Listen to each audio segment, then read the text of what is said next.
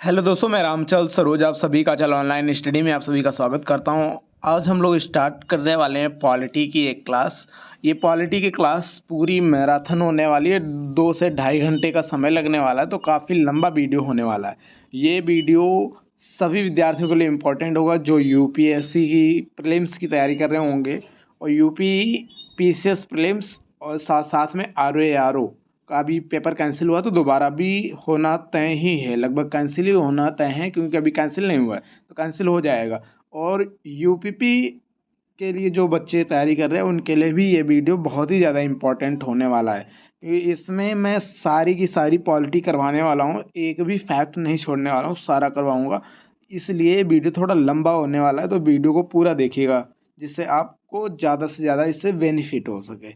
चलिए sir, video को start कर लेते हैं। वीडियो कि स्टार्टिंग में आप देख रहे हैं कि संविधान को लिखा किसने है।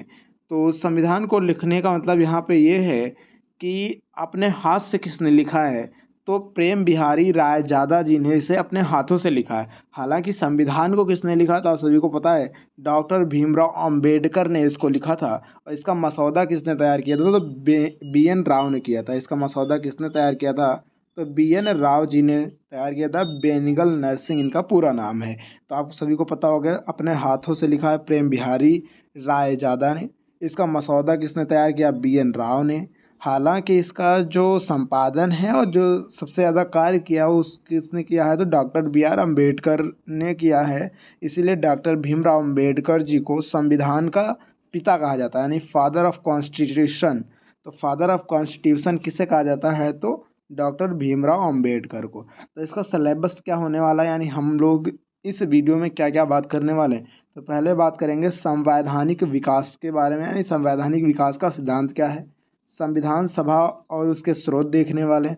प्रस्तावना, अनुसूची, महत्वपूर्ण भाग, अनुच्छेद, यानी सारे अनुच्छेद देखेंगे, महत्वपूर्ण भाग देखेंगे, अनुसूची देखेंगे और प्रस्तावना देखेंगे, क्योंकि यहाँ से एग्जाम में इंपॉर्टेंट क्वेश्चन बनते हैं। संघ और संघ राज्य क्षेत्र, नागरिकता, ये सब कुछ देखेंगे। मौलिक अधिकार देखेंगे। नीति निर्देशक तत्व, मौलिक कर्तव्य, ये सभी देखेंगे। जिससे मौलिक कर्तव्य है, तो मौलिक कर्तव्य कितने हैं, तो 11 मौलिक कर्तव्य हैं। तो इन 11 मौलिक कर्तव्यों को हम लोग देखने वाले हैं आज के इस वीडियो में। संघ, राष्ट्रपति, उपराष्ट्रपति, मंत्री परिषद, महान्यायवादी, संसद, सुप्रीम कोर्ट, कैग के बारे में भी जानने वाले हैं। राज्य राज्यपाल, राज्य मंत्री परिषद, महाधिवक्ता, विधानमंडल, हाई कोर्ट, अधीनस्थ न्यायालय, यानी इन सब के बारे में भी पढ़ेंगे। केंद्र शासित प्रदेशों के बारे में पढ़ेंगे। पंचायती राज और नगर पालिका के बारे में पढ़ेंगे, यानी अनुसूची 10 और अनुसूची 11, अनुसूची 12, 11 और 12 के बारे में भी पढ़ेंगे। सारी अनुसूची पढ़ेंगे तो इनको भी पढ़ेंगे। 11 में पंचायती राज है, 12 में नगर निकाय, तो इनको भी पढ़ेंगे। केंद्र राज्य संबंध भी पढ़ेंगे हम लोग आगे। केंद्र राज्य की जो सेवाएं हैं उनको भी हम लोग देखेंगे। ये सेवाएं हैं जैसे आईएएस हो गया, आईपीएस हो गया, आईआरएस हो गया, आईएफएस हो गया, ये सेवाएं देखेंगे। निर्वाचन आयोग देखेंगे हम लोग, इम्पोर्टेंट है निर्वाचन आयोग। अभी हाल ही में इलेक्शंस भी होने वाला है।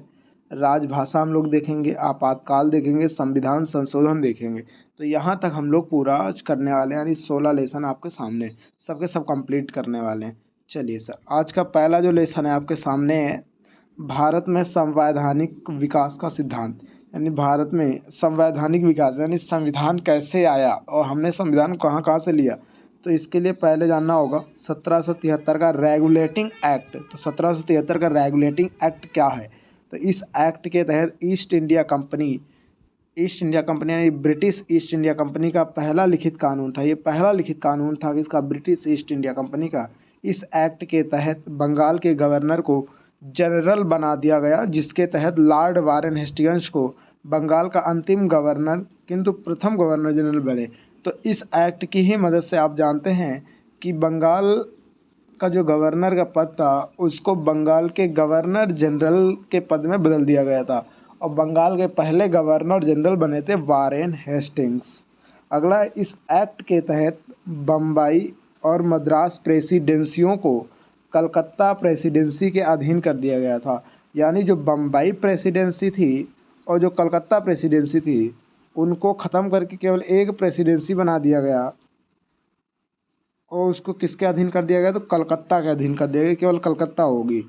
अगला, इस एक्ट के तहत ही पहली बार कलकत्ता में सुप्रीम कोर्ट ऑफ जुडिशली की स्थापना की गई, यानी सुप्रीम कोर्ट की स्थापना पहली बार की गई इसी एक्ट 1773 की मदद से। 1774 में इसकी स्थापना की गई। अगर मुझे कब स्थापना की गई, तो सुप्रीम कोर्ट की स्थापना 1774 में की गई थी। और इसमें 4 न्यायाधीश थे। कितने न्यायाधीश थे? 4 न्यायाधीश थे, जिसमें पहले और मुख्य जो न्यायाधीश थे वो सर एलिजा इम्पे थे, तो जो मुख्य न्यायाधीश थे। इसके अलावा हार्डर थे, चैम्बर थे यानी हार्डर यानी हाइड थे, और सिएस्टर थे। तो यानी 3 ये हो गए और 1 ये हो गए। तो कुल मिला के कितने न्यायाधीश हो गए? 4 न्यायाधीश हो गए, जो कि सुप्रीम कोर्ट में थे 1774 के सुप्रीम कोर्ट में। यह न्यायालय 1774 से कार्यरत हुआ। यह अपीलीय अधिकारिता भी प्राप्त करता था, यानी यहाँ पे अपील भी हो सकती थी। न्यायालय के खिलाफ अपील इंग्लैंड के प्रेस काउंसिल में की जाती थी। इसे प्रीवी काउंसिल भी बोलते हैं। यानी अगर आपको सुप्रीम कोर्ट के खिलाफ ही जाना है, आपको उसके लिए इंग्लैंड जाना होता था, और इंग्लैंड में जो प्रीवी काउंसिल था वहाँ पे आपको इसकी शिकायत करनी होती थी सुप्रीम कोर्ट की। अगला, 1773 के एक्ट की कमियों को दूर करने हेतु 1721 में एक्ट ऑफ सेटलमेंट लाया गया। अगर पूछेगा कि 1773 का जो एक्ट था, इसकी जो कमियां थी उसको किस एक्ट में ख़त्म किया गया, तो 1781 वाला जो एक्ट था उसमें सारी कमियों को दूर किया गया है। तो ये आप लोग याद रखेंगे। अगला है, गवर्नर जनरल को बंगाल, बिहार, उड़ीसा के लिए विधि बनाने का अधिकार दे दिया गया। ये इम्पोर्टेंट बात है कि बंगाल के गवर्नर जनरल को, जो बंगाल का गवर्नर जनरल होगा, उसको बंगाल, बिहार, उड़ीसा के लिए विधि बनाने का जो अधिकार है वो दे दिया गया 1773 के एक्ट की मदद से। अगला जो हमारा एक्ट है वो ये है कि 1783 का पिट्स इंडिया एक्ट। 1781 का एक्ट ऑफ सेटलमेंट था, 1773 की कमियों को दूर किया गया। अगला जो एक्ट है हमारा वो 1783 का पिट्स इंडिया एक्ट है। इस एक्ट के तहत कंपनी के कर्मचारियों उपहार लेने पर रोक लगा दिया गया, यानी जो कंपनी के कर्मचारी तो उपहार वगैरह नहीं ले सकते थे। इस एक्ट के तहत कंपनी के व्यावसायिक प्रशासनिक कार्यों को अलग अलग कर दिया गया, यानी बोर्ड ऑफ डायरेक्टर और बोर्ड ऑफ कंट्रोलर दोनों को अलग अलग कर दिया गया। कंपनी के प्रशासनिक कार्यों हो बोर्ड ऑफ कंट्रोलर की स्थापना की गई, यानी इसको बीओसी बोला गया, बीओसी बोला गया। और कंपनी के व्यावसायिक कार्य हेतु बोर्ड ऑफ डायरेक्टर की स्थापना की गई, या इसको कोर्ट ऑफ डायरेक्टर भी बोलते हैं, तो बीओसी बोल सकते हैं, बोर्ड ऑफ डायरेक्टर। ठीक है, चलिए अगला पॉइंट हमारे सामने है। इस एक्ट के तहत ही भारत में दोहरी शासन प्रणाली की शुरुआत हुई, यानी दोहरी शासन प्रणाली की शुरुआत इसी एक्ट के तहत हुई 1783। 1773 के अधिनियम के तहत कंपनी के व्यापारिक एकाधिकार को 20 वर्ष के लिए बढ़ा दिया गया। तो ये आपको याद रखिएगा, तो 20 वर्ष के लिए बढ़ाया गया। 1773 है, इसे 1783 कर लीजिएगा। ठीक है, आगे 1813 का चार्टर है ये, 1813 का। तो अब हम लोग जानेंगे 1813 का चार्टर क्या है। तो 1813 के चार्टर के बारे में हम लोग जान लेते हैं।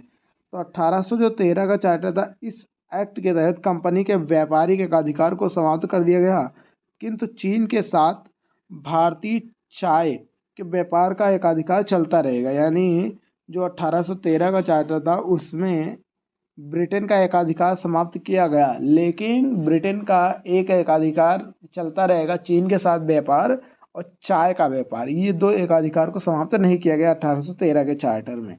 अगला, इस एक्ट के तहत ही ब्रिटिश सरकार ने भारतीय शिक्षा तथा साहित्य के विकास हेतु 1 लाख रुपया प्रति वर्ष खर्च करने की बात कही है। 1813 के ही चार्टर में यह बात हुई थी कि भारतीयों की शिक्षा पे 1 लाख रुपया खर्चा किया जाएगा। ईसाई मिशनरियों को भारत में प्रचार प्रसार करने की जो अनुमति थी वो इसी चार्टर में दी गई थी। कौन से? 1813 के चार्टर में। अगला 1833 का चार्टर।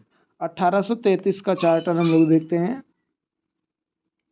इस एक्ट के तहत कंपनी के व्यापारिक एकाधिकार को पूर्णतः समाप्त कर दिया गया, यानी जो कंपनी का एकाधिकार था 1813 में, वो समाप्त तो किया गया था, लेकिन ब्रिटेन को एकाधिकार समाप्त था भारत में चाय का व्यापार करना और चीन से व्यापार करने में। उसको केवल एकाधिकार समाप्त था, वहाँ पे कंपनी को एकाधिकार था, लेकिन सबको नहीं था। लेकिन यहाँ पे क्या किया गया कि पूरा समाप्त कर दिया गया। अब कोई भी कंपनी आकर के भारत में व्यापार कर सकती थी, चाय में भी व्यापार कर सकती थी 1833 के चार्टर के बाद। अगला, इस एक्ट के तहत ही बंगाल के गवर्नर जनरल को अब संपूर्ण भारत का गवर्नर जनरल बना दिया गया। इस प्रकार केंद्रीकृत शासन व्यवस्था की शुरुआत हुई, यानी केंद्रीकरण हो गया, यानी सेंट्रलाइजेशन हो गया यहाँ से। हाँ, तो इसका मतलब क्या है, तो ये समझ लेते हैं कि जो बंगाल का गवर्नर जनरल था वारेन हेस्टिंग्स, वो वाला पद 1833 के चार्टर से इसको बदल दिया गया भारत के गवर्नर जनरल में। और पहले भारत के गवर्नर जनरल बनते हैं विलियम बेंटिक। कौन बनते हैं? विलियम बेंटिक बनते हैं। आप सभी को पता ही होगा, नहीं पता तो मैंने आपको बता ही दिया है कि लॉर्ड विलियम बेंटिक जो थे वो बंगाल के अंतिम गवर्नर जनरल थे और भारत के प्रथम गवर्नर जनरल थे। वायसराय नहीं होगा, पहले गवर्नर जनरल। तो पूछेगा पहले गवर्नर जनरल कौन थे भारत के, तो Lord William Bentinck. Lord William Bentinck के ही समय में बाल विवाह पर प्रतिबंध लगाया गया था राजा राममोहन राय की मदद से। इस एक्ट के तहत सती प्रथा थी, तो सती प्रथा पे प्रतिबंध लगा था और ठगी प्रथा और बाल विवाह को प्रतिबंधित कर दिया गया, यानी सती प्रथा, ठगी प्रथा और बाल विवाह पर। आप सभी को पता ही होगा कि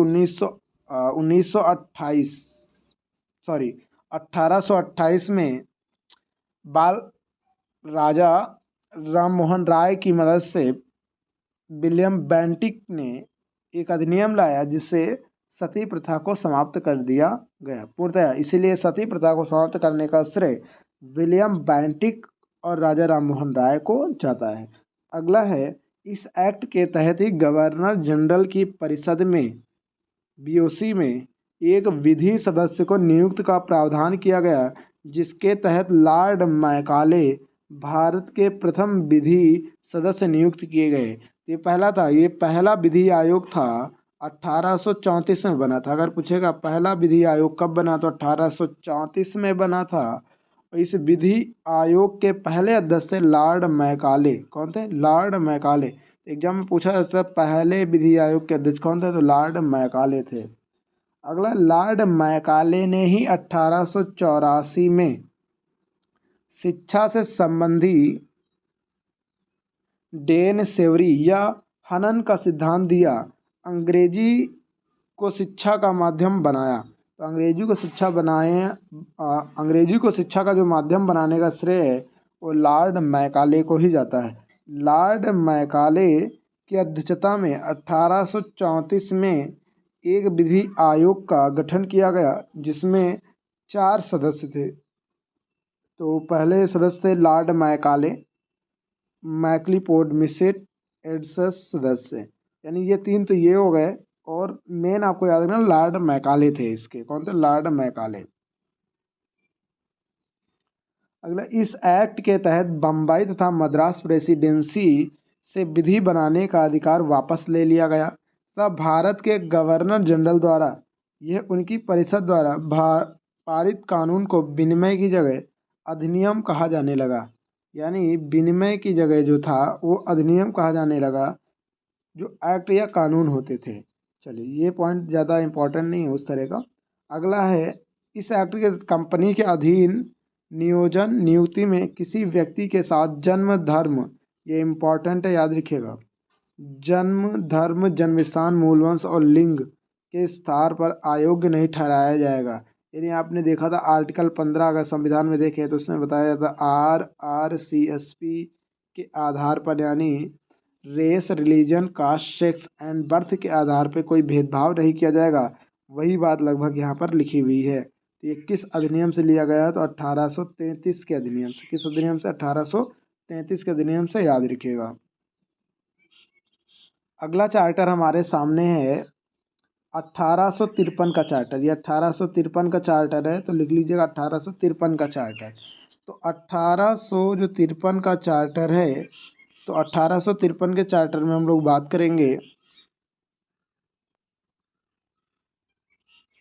हाँ, इस एक्ट के तहत कंपनी के विधायी कार्यों को प्रशासनिक कार्यों से अलग कर दिया गया और विधि निर्माण हेतु 12 सदस्यीय एक सदनीय विधान परिषद की स्थापना की गई। हालांकि इन कार्यों को अलग कर दिया गया था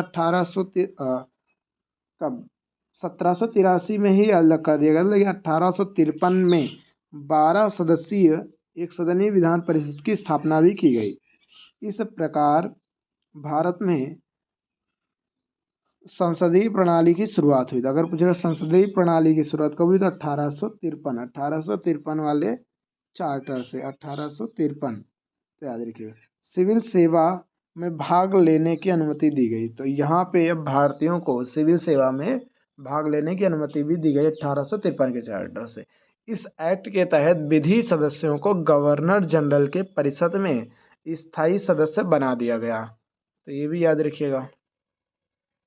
अगला हमारे सामने इम्पॉर्टेंट एक्ट है 1858 का, गवर्नमेंट ऑफ इंडिया एक्ट।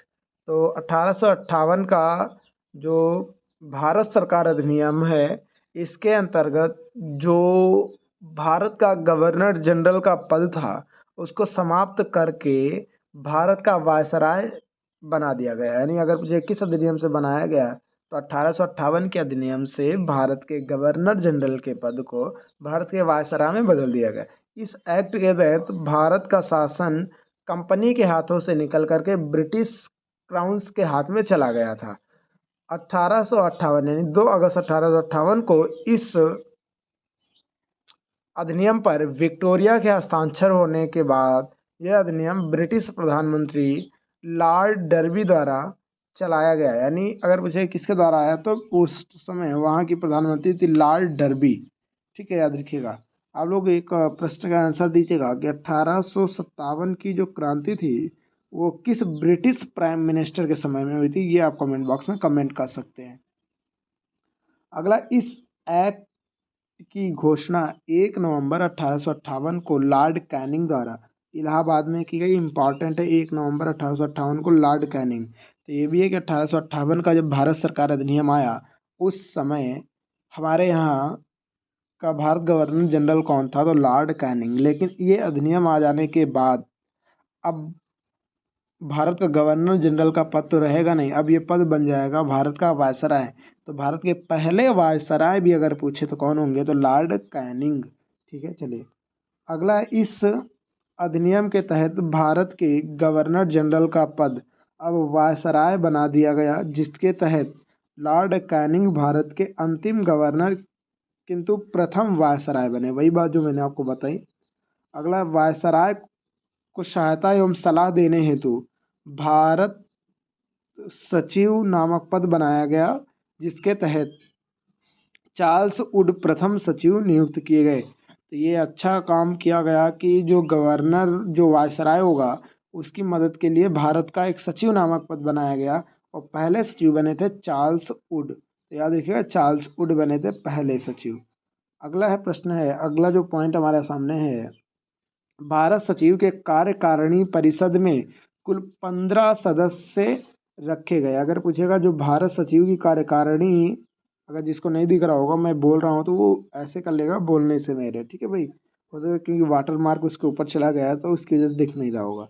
अगला है, जिसमें 8 सदस्य निर्वाचित होते थे और 7 सदस्य मनोनीत होते थे। यानी भारत सचिव की जो कार्यकारिणी परिषद है उसमें कुल कितने सदस्य होते हैं, तो 15।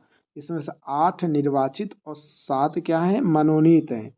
इस एक्ट के तहत ही कोर्ट ऑफ कंट्रोलर यानी बोर्ड ऑफ कंट्रोलर और तथा कोर्ट ऑफ डायरेक्टर्स को समाप्त कर दिया गया है। यानी दोनों बीओसी बीओसी बीओसी यानी बीओडी दोनों को समाप्त कर दिया गया। अगर पूछेगा बीओसी और बीओडी को कब समाप्त किया गया, तो इन दोनों को समाप्त किया गया 1858 के भारत सरकार अधिनियम में, याद रखिएगा। अगला, इस एक्ट के तहत ही भारत का पहला बजट 18 फरवरी 1860 को जेम्स विल्सन द्वारा पेश किया गया, इसीलिए इन्हें भारतीय बजट का जनक भी कहा जाता है। तो भारतीय बजट का जनक किसे कहा जाता है? तो जेम्स विल्सन को कहा जाता है। और पहला बजट 18 फरवरी 1860 को पेश किया गया था। ये इम्पॉर्टेंट पॉइंट है, याद रखिएगा, एग्जाम में पूछ लिया जाता है। अगला है 1 जनवरी 1884 को 1857 की क्रांति समाप्त हो गई। ये इम्पोर्टेंट एग्जाम में आ सकता है, वन लाइनर की बताओ 1857 की क्रांति का समाप्त हुई, तो 1 जनवरी 1884 को समाप्त हो गई। ठीक है, याद रखिएगा, इम्पोर्टेंट है। अगला है 1861 का भारत परिषद अधिनियम। तो ये इम्पोर्टेंट है, एग्जाम में ये आ सकता है। भारत परिषद अधिनियम पहला कौन सा था? 1861 का जो है वो पहला भारत का परिषद अधिनियम है। ठीक है भाई, चलिए। इस एक्ट के तहत ही पहली बार ब्रिटिश सरकार के द्वारा उदार शासन व्यवस्था की शुरुआत की गई, जिसमें भारतीयों को शासन व्यवस्था में शामिल किया गया, जिससे सहयोग की नीति में उदार और निरंकुशता कही जाती थी। यानी अब भारत के व्यक्तियों को शासन में शामिल कर लिया गया 1861 के भारत परिषद अधिनियम से। इस एक्ट के तहत वायसराय को शासन चलाने हेतु नए प्रांतों की स्थापना और उनके नाम या क्षेत्रों में परिवर्तन की शक्ति दी गई। देखो यहाँ पे डिसेंट्रलाइजेशन है, पावर शेयरिंग हो रहा है धीरे धीरे। इस एक्ट के तहत ही बम्बई मद्रास प्रेसिडेंसियों को पुनः विधि बनाने का अधिकार दिया गया। इस प्रकार शासन की फिर से शुरुआत हुई है, याद रखिएगा, क्योंकि इनको मर्ज कर दिया गया था। आपने देखा था कि मुंबई मद्रास को मर्ज कर दिया गया था कोलकाता प्रेसिडेंसी में। इस प्रकार शासन के विकेंद्रीकरण की शुरुआत हुई थी, यानी पावर का डिसेंट्रलाइजेशन हो गया यहाँ पे। अगर देखा जाए तो ये इम्पोर्टेंट बात है कि कब हुआ, तो 1861 में हो रहा है ये सब। तो 1861 में डिसेंट्रलाइजेशन हो रहा है, तो इम्पोर्टेंट ये बात है, याद रखिएगा। इस अधिनियम के तहत ही लॉर्ड कैनिंग ने विभागीय वितरण प्रणाली यानी पोर्टफोलियो सिस्टम की शुरुआत की। ये इम्पोर्टेंट है, यानी जो कार्य होगा उसका एक जैसे डायरी होती है, तो डायरी एक बन गई, तो उसमें आपको पोर्टफोलियो लिखना होगा कि आजकल क्या हुआ, परसों क्या हुआ, नरसों क्या हुआ, ये सब कुछ आपको लिखना पड़ेगा। उसी को बोलते हैं पोर्टफोलियो सिस्टम की शुरुआत की गई। किसने की? लॉर्ड कैनिंग ने किया। अगला पॉइंट है, इस एक्ट के तहत वायसराय का अध्यादेश जारी करने को शक्ति दी गई। यानी इस 1861 के 1861 का जो ये अधिनियम है, इसमें वायसराय को अध्यादेश जारी करने का शक्ति दिया गया। यानी आप सभी को पता है कि राष्ट्रपति का अध्यादेश आर्टिकल नंबर 123 में है, तो उसी तरह की शक्ति जो है वो वायसराय को दी गई है। अगला 1861 अधिनियम के तहत ही 1862 में क्रमशः कलकत्ता, बम्बई और मद्रास उच्च न्यायालय बनाए गए। यानी 1862 में 1861 अधिनियम के तहत ही Calcutta high court, Bombay high court और मद्रास हाई कोर्ट बनाए गए, तथा 1866 में इलाहाबाद हाई कोर्ट बनाया गया। तो इम्पॉर्टेंट एग्जाम में पूछा जा सकता है कि कलकत्ता, बम्बई, मद्रास और इलाहाबाद हाई कोर्ट किस अधिनियम से बनाए गए? तो 1861 अधिनियम से बनाए गए थे, याद रखिएगा, इम्पॉर्टेंट है। अगला है, जब वर्नाकुलर प्रेस एक्ट 1878 में आया, तब भारत का गवर्नर जनरल जो था वो लॉर्ड लिटन था। इम्पॉर्टेंट है, ये याद रखिएगा। हालांकि भारत का गवर्नर जनरल तो कहा नहीं जाएगा, वायसराय कहा जाएगा इसको। तो अगर पूछेगा कि वायसराय कौन था 1878 के समय, तो आप बताएंगे लॉर्ड लिटन। तो वर्नाकुलर प्रेस एक्ट के समय कौन था? तो लॉर्ड लिटन था, याद रखिए, इम्पॉर्टेंट है, इसीलिए मैं बार बार बोल रहा हूँ। अगला हमारे सामने जो अधिनियम है वो है 1892 का भारत परिषद अधिनियम। तो 1892 का जो भारत परिषद अधिनियम है, इस एक्ट के तहत पहली बार भारतीयों को बजट पर बहस करने का अधिकार दिया गया, किंतु मतदान करने और पूरक प्रश्न पूछने का अधिकार नहीं दिया गया। तो अगर पूछेगा पहली बार भारतीयों को बजट पर बहस करने का जो अधिकार है वो किस अधिनियम में दिया गया, तो 1892 के अधिनियम में यह अधिकार दिया गया। अगला है, इस एक्ट के तहत प्रांतीय परिषदों में गैर सरकारी सदस्य का चुनाव नगर पालिकाओं और जिला बोर्ड और विश्वविद्यालयों से चुने जाने वाले। इस प्रकार भारत में अप्रत्यक्ष चुनाव प्रणाली की शुरुआत की गई। यानी जो चुने जाने की प्रक्रिया थी वो अप्रत्यक्ष चुनाव प्रणाली की शुरुआत की गई किस अधिनियम से? तो 1892 के अधिनियम से। अगला है 1909 का भारत परिषद अधिनियम। तो 1909 का भारत परिषद अधिनियम देखते हैं, क्योंकि इसे मार्ले मिंटो सुधार के नाम से भी जाना जाता है, क्योंकि मार्ले सचिव थे और मिंटो वायसराय थे 1909 के समय में। और ये अधिनियम इसलिए भी जाना जाता है क्योंकि इस अधिनियम के तहत सांप्रदायिक चुनाव प्रणाली की घोषणा की गई थी, जिसमें मुसलमानों के लिए एक पृथक चुनाव प्रणाली घोषित किया गया था। अगला, इस अधिनियम को मार्ले मिंटो सुधार अधिनियम भी कहा जाता है। इस एक्ट के तहत ही पहली बार मुसलमानों के लिए पृथक चुनाव क्षेत्र बनाया गया था। ये इम्पोर्टेंट बात है, याद रखिएगा। अगला है, इस प्रकार भारत में सांप्रदायिक चुनाव प्रणाली अपनाई गई। इसे ही फूट डालो राज करो की नीति कहा जाता है। अगर पूछेगा फूट डालो राज करो की नीति क्या है, तो सांप्रदायिक चुनाव प्रणाली किस अधिनियम से आई है? तो 1909 के अधिनियम से। इस एक्ट से भारतीयों में बजट को पूरक प्रश्न का अधिकार दिया गया, किंतु मतदान का अधिकार अभी भी नहीं दिया गया। आपने 1892 में देखा आपने कि बजट पर बहस करने का अधिकार दिया गया। अब 1909 में पूरक प्रश्न पूछने का अधिकार दिया गया, लेकिन मतदान का अधिकार अभी भी नहीं दिया गया है, आगे दिया जाएगा।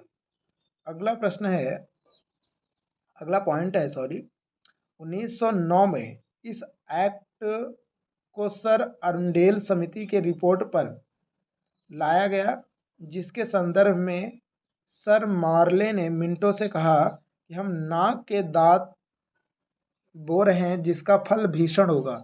यानी हम नाग के दांत बो रहे हैं, किसके? नाग के दांत बो रहे हैं जिसका फल क्या होगा? भीषण होगा। ये शब्द मार्ले ने किससे कहा था? मिंटो से कहा है। और मार्ले कौन थे? भारत सचिव थे। और मिंटो कौन है? तो आप सभी को पता ही होगा, वायसराय है। कौन है? वायसराय। अगला हमारा जो अधिनियम है वो है 1919 का भारत परिषद अधिनियम। तो 1919 का जो भारत परिषद अधिनियम है वो देख लेते हैं।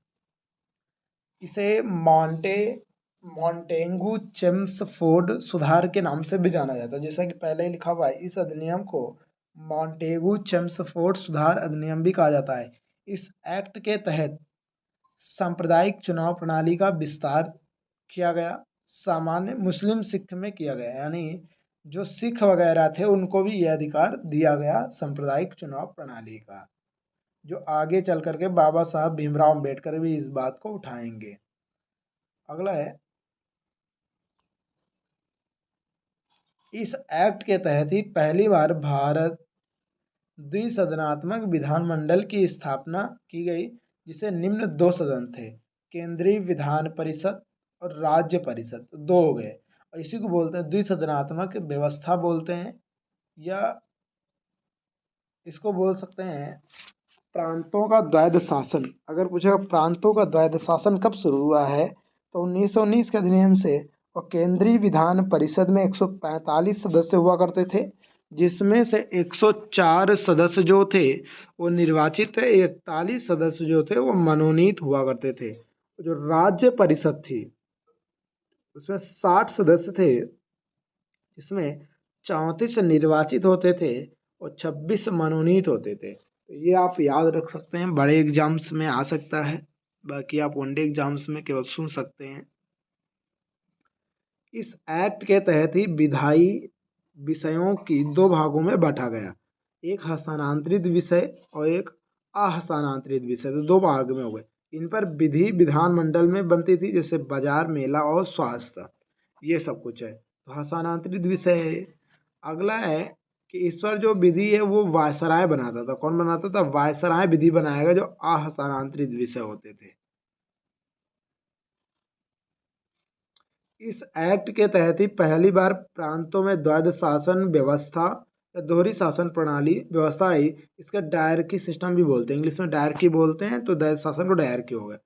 तो द्वैध शासन व्यवस्था का जनक जो है वो लियोनस कार्टिस के फूफा थे। तो अगर पूछे लियोनस कार्टिस के फूफा कौन थे, तो द्वैध शासन के जनक। अजीब है, लियोनस कार्टिस ही याद रखिए आप।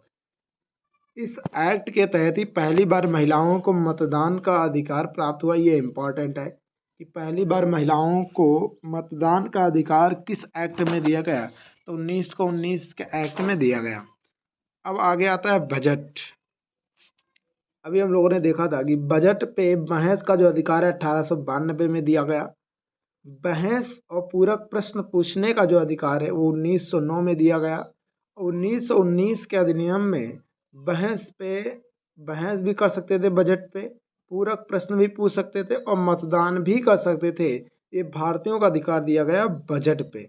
और पहला बजट 1860 में आया था, आप सभी को पता है। और पहला बजट पेश किया था जेम्स विल्सन ने, इसलिए जेम्स विल्सन को भारतीय बजट का जनक भी कहा जाता है। अगला पॉइंट हमारे स्क्रीन पर है, इस एक्ट के तहत ही पहली बार भारत में प्रत्यक्ष चुनाव प्रणाली की शुरुआत हुई, जिसके तहत मत देने का अधिकार केवल उन्हें प्राप्त था जो शिक्षित थे या कर देते थे या संपत्ति थी जिनके पास। यानी गरीब लोगों को मत देने का अधिकार अभी भी नहीं था। उसके लिए एक कंडीशन रखी गई प्रत्यक्ष चुनाव प्रणाली में कि यदि आप शिक्षित हैं, आप टैक्स देते हैं या आपके पास प्रॉपर्टी है, तब आप वोट कर सकते हैं, अदरवाइज आप वोट नहीं कर सकते हैं। ये 1919 का भारत परिषद अधिनियम है। अगला, इस एक्ट के तहत ही लोक लेखा समिति यानी PAC, पब्लिक अकाउंट कमेटी, नियंत्रक महालेखा परीक्षक कैग का गठन किया गया तथा भारत में सिविल सेवा परीक्षा हेतु एक परिसंघ लोक सेवा आयोग के गठन का प्रस्ताव लाया गया। ये इम्पोर्टेंट ही नहीं, बहुत इम्पोर्टेंट बात है कि लोक लेखा समिति किस अधिनियम में आई है, तो 1919 के अधिनियम में, जिसे हम PAC बोलते हैं, पब्लिक अकाउंट कमेटी। और नियंत्रक महालेखा परीक्षक यानी कैग CAG कहाँ से लिया गया, तो 1919 के अधिनियम से। एग्जाम में आ सकता है, इम्पॉर्टेंट है। और जो UPSC बना वो पहले 1926 में परिसंघ लोक सेवा आयोग था, जो कि 1919 से बना। हालांकि इसका विस्तार UPSC के रूप में 1935 के अधिनियम से कर दिया गया। तो ये इंपॉर्टेंट बातें आप लोग याद रखिएगा। चलते हैं अगले पेज पे। और अगले पेज पे 1935 का भारत शासन अधिनियम। तो भारत शासन अधिनियम जो है वो 1935 का है, भारत शासन अधिनियम। ये इम्पोर्टेंट अधिनियम है। तो पहला पॉइंट है इसका कि भारत संविधान पर सर्वाधिक प्रभाव जो है वो 1935 के अधिनियम का ही देखा गया है। यानी लगभग बताया जाता है कि जो भारत का संविधान है वो भारत शासन अधिनियम 1935 की कॉपी कर लिया गया है। इस अधिनियम में कुल 14 भाग थे। अगर पूछेगा इसमें कुल कितने भाग थे, तो इस अधिनियम में कुल 14 भाग थे, 321 अनुच्छेद थे और 8 अनुसूचियाँ थी। तो इम्पोर्टेंट कहने वाली बात है कि 1935 का जो अधिनियम है इसमें कुल कितने भाग है, तो 14 भाग। वर्तमान संविधान में 25 भाग हैं, लेकिन वो 22 भाग ही हैं। 22 भागों का खागा में ऐसे करके बांटा गया है, इसलिए वो 25 भाग हो गए हैं कुल। लेकिन पूछे तो 22 भाग हैं वर्तमान संविधान में, लेकिन 1935 का जो आयोग था उसमें 14 भाग हैं। 321 अनुच्छेद थे 1935 का अधिनियम में। वर्तमान संविधान के में देखा जाए कुल कितने अनुच्छेद हैं, 395, जो कि बढ़कर 470 के आसपास हो गए हैं। 8 अनुसूचियाँ थी इसमें, लेकिन वर्तमान संविधान में 12 अनुसूचियाँ। कितने अनुसूचियाँ हैं, 12। तो आपको कंपैरिजन समझ में आ रहा होगा। अगला, इस एक्ट के तहत पूर्व में स्थापित भारत परिषद को समाप्त कर दिया गया। उसकी जगह 11 प्रांत, 6 कमिश्नरियों और स्वेच्छा शामिल देशों से रियासतों को मिलाकर एक अखिल भारतीय संघ की स्थापना की गई। और ये अखिल भारतीय संघ ही UPSC कहलाएगा। और यहाँ से केंद्रीय द्वैध शासन की शुरुआत होगी। यानी जो प्रांतीय द्वैध शासन था 1919 का, वो समाप्त हो जाएगा और यहाँ से स्टार्ट होगा केंद्रीय द्वैध शासन। ये बढ़ गया 11 प्रांत और 6 कमिश्नरेट में, तो याद रखिएगा। इस एक्ट के तहत ही प्रांतों में लागू द्वैध शासन व्यवस्था को समाप्त करके उसे केंद्र में लागू कर दिया गया है। यानी जो द्वैध शासन था 1919 का, प्रांतों का द्वैध शासन था, लेकिन 1935 में प्रांतों का द्वैध शासन समाप्त कर दिया गया, लेकिन ये द्वैध शासन केंद्र में लागू हो गया। तो अगर पूछे केंद्र में द्वैध शासन कब आया, यानी सेंट्रल में आ गया डायरेक्टली, तो ये कब बताओगे? 1935 में बताना है। इस अधिनियम के तहत केंद्र और प्रांतों के बीच शक्तियों का विभाजन करने हेतु संघ सूची बनाई गई। संघ सूची में 59 विषय रखे गए। कितने विषय रखे गए? 59 विषय, याद रखिएगा। ये 59 सब्जेक्ट्स को रखा गया था। अब बात कर लेते हैं अगली सूची का। संघ यानी यूनियन सूची, उसमें 59 सब्जेक्ट्स को, और जो स्टेट लिस्ट थी उसमें 54 सब्जेक्ट, और जो कंकरेंट लिस्ट थी उसमें 36 विषय बनाए गए। यानी ये 3 सूचियाँ जो हैं वो कहाँ से ली गई हैं? तो याद रखिएगा 1935 के अधिनियम से ही ली गई हैं। वर्तमान में इनके जो विषय हैं वो बढ़ गए हैं, उनकी बात हम आगे अभी करेंगे। अगला है, अवशिष्ट विषयों पर जो विधि बनाने का अधिकार है वो वायसराय की परिषद को दिया गया था। इस एक्ट के तहत बर्मा और बरार क्षेत्र तथा अदन, ये अदन है, अदन की खाड़ी को भारत से अलग कर दिया गया तथा उड़ीसा और सिंध 2 नए प्रांत बनाए गए। ये इंपॉर्टेंट बात है, याद रखिएगा। म्यांमार को अलग कर दिया गया और अदन को अलग कर दिया गया, इनको हटा दिया गया भारत से, लेकिन उड़ीसा और सिंध 2 नए प्रांत बनाए गए। ये इंपॉर्टेंट एग्जाम में क्वेश्चन आ चुका है कि उड़ीसा और सिंध प्रांत जो हैं वो किस एक्ट से बनाए गए थे? तो आपको बता दें 1935 के अधिनियम से बनाए गए थे। इस अधिनियम के तहत FRBI तथा दिल्ली में परिसंघ सर्वोच्च न्यायालय की गठन किया गया। यानी दिल्ली में एक संघीय न्यायालय बनाया जाएगा। क्या बनाया जाएगा? संघीय न्यायालय। और यह न्यायालय जो है 1 नवंबर 1937 से कार्यरत हो गया। तो अगर पूछेगा 1 नवंबर 1937 में क्या बना? संघीय न्यायालय। हालांकि सर्वोच्च न्यायालय पहले कलकत्ता में था, लेकिन वर्तमान में जो हमारा भारत का सर्वोच्च न्यायालय है वो 1937 में ही बना था। इस न्यायालय में एक मुख्य न्यायाधीश और 6 अन्य न्यायाधीश थे। यानी कुल मिला के 7 न्यायाधीश इसमें हुआ करते थे। इसको न्यायाधीश कर लीजिएगा, गलत लिखा हुआ है। इसके जो मुख्य न्यायाधीश थे वो सर मॉरिस ग्वायर थे, सर मॉरिस ग्वायर। और बाकी जो उच्च न्यायाधीश थे MS सुल्तान, MR जैकब, 2 भारतीय न्यायाधीश यानी MS सुल्तान और MR जैकब, ये 2 याद रखिएगा। कौन थे? ये भारतीय न्यायाधीश थे। टोटल 7। अगला है, पंडित जवाहरलाल नेहरू ने 1935 के अधिनियम को एक ऐसा मोटरयान कहा। यानी ये किसने कहा है? ये जो शब्द है ये पंडित जवाहरलाल नेहरू ने कहा है कि ब्रेक तो अनेक हैं लेकिन इंजन का अभाव है। तो इसका मतलब क्या है कि अनेक ब्रेकों वाली इंजन रहित गाड़ी है 1935। यानी ब्रेक तो अनेक सारे हैं लेकिन इसमें इंजन वगैरह नहीं है। ये किसका कहना था? तो पंडित जवाहरलाल नेहरू का कहना था। अगला है, क्लाइव, बंगाल का प्रथम गवर्नर। आप सभी को पता है कि प्लासी का युद्ध किसने जीता था? तो रॉबर्ट क्लाइव ने जीता था। ये बंगाल का पहला गवर्नर था। वारेन हेस्टिंग्स बंगाल का अंतिम गवर्नर और बंगाल का प्रथम गवर्नर जनरल था Warren Hastings. Lord William Bentinck, ये बंगाल का अंतिम गवर्नर जनरल था और भारत का पहला गवर्नर जनरल था। बाकी चीज़ें अगर देखे जाए तो और भी कर लेते हैं। अगर पूछेगा कि अंतिम भारत का गवर्नर जनरल कौन था? तो लॉर्ड कैनिंग था। पहला वायसराय पूछेगा तो लॉर्ड कैनिंग बताना है। अंतिम वायसराय पूछेगा तो लॉर्ड माउंटबेटन बताना है।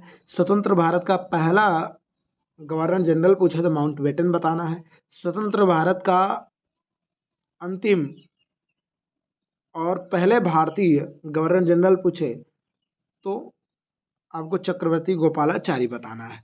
ये था। अब आगे हम लोग बात करेंगे संविधान सभा की मांग और संविधान सभा का गठन कैसे हुआ, इसकी बातें हम लोग करेंगे। तो यानी यहाँ से हम लोग बात करेंगे संविधान सभा की मांग और संविधान सभा का गठन कैसे क्या हुआ, इसकी बात हम लोग स्टार्ट करेंगे अब।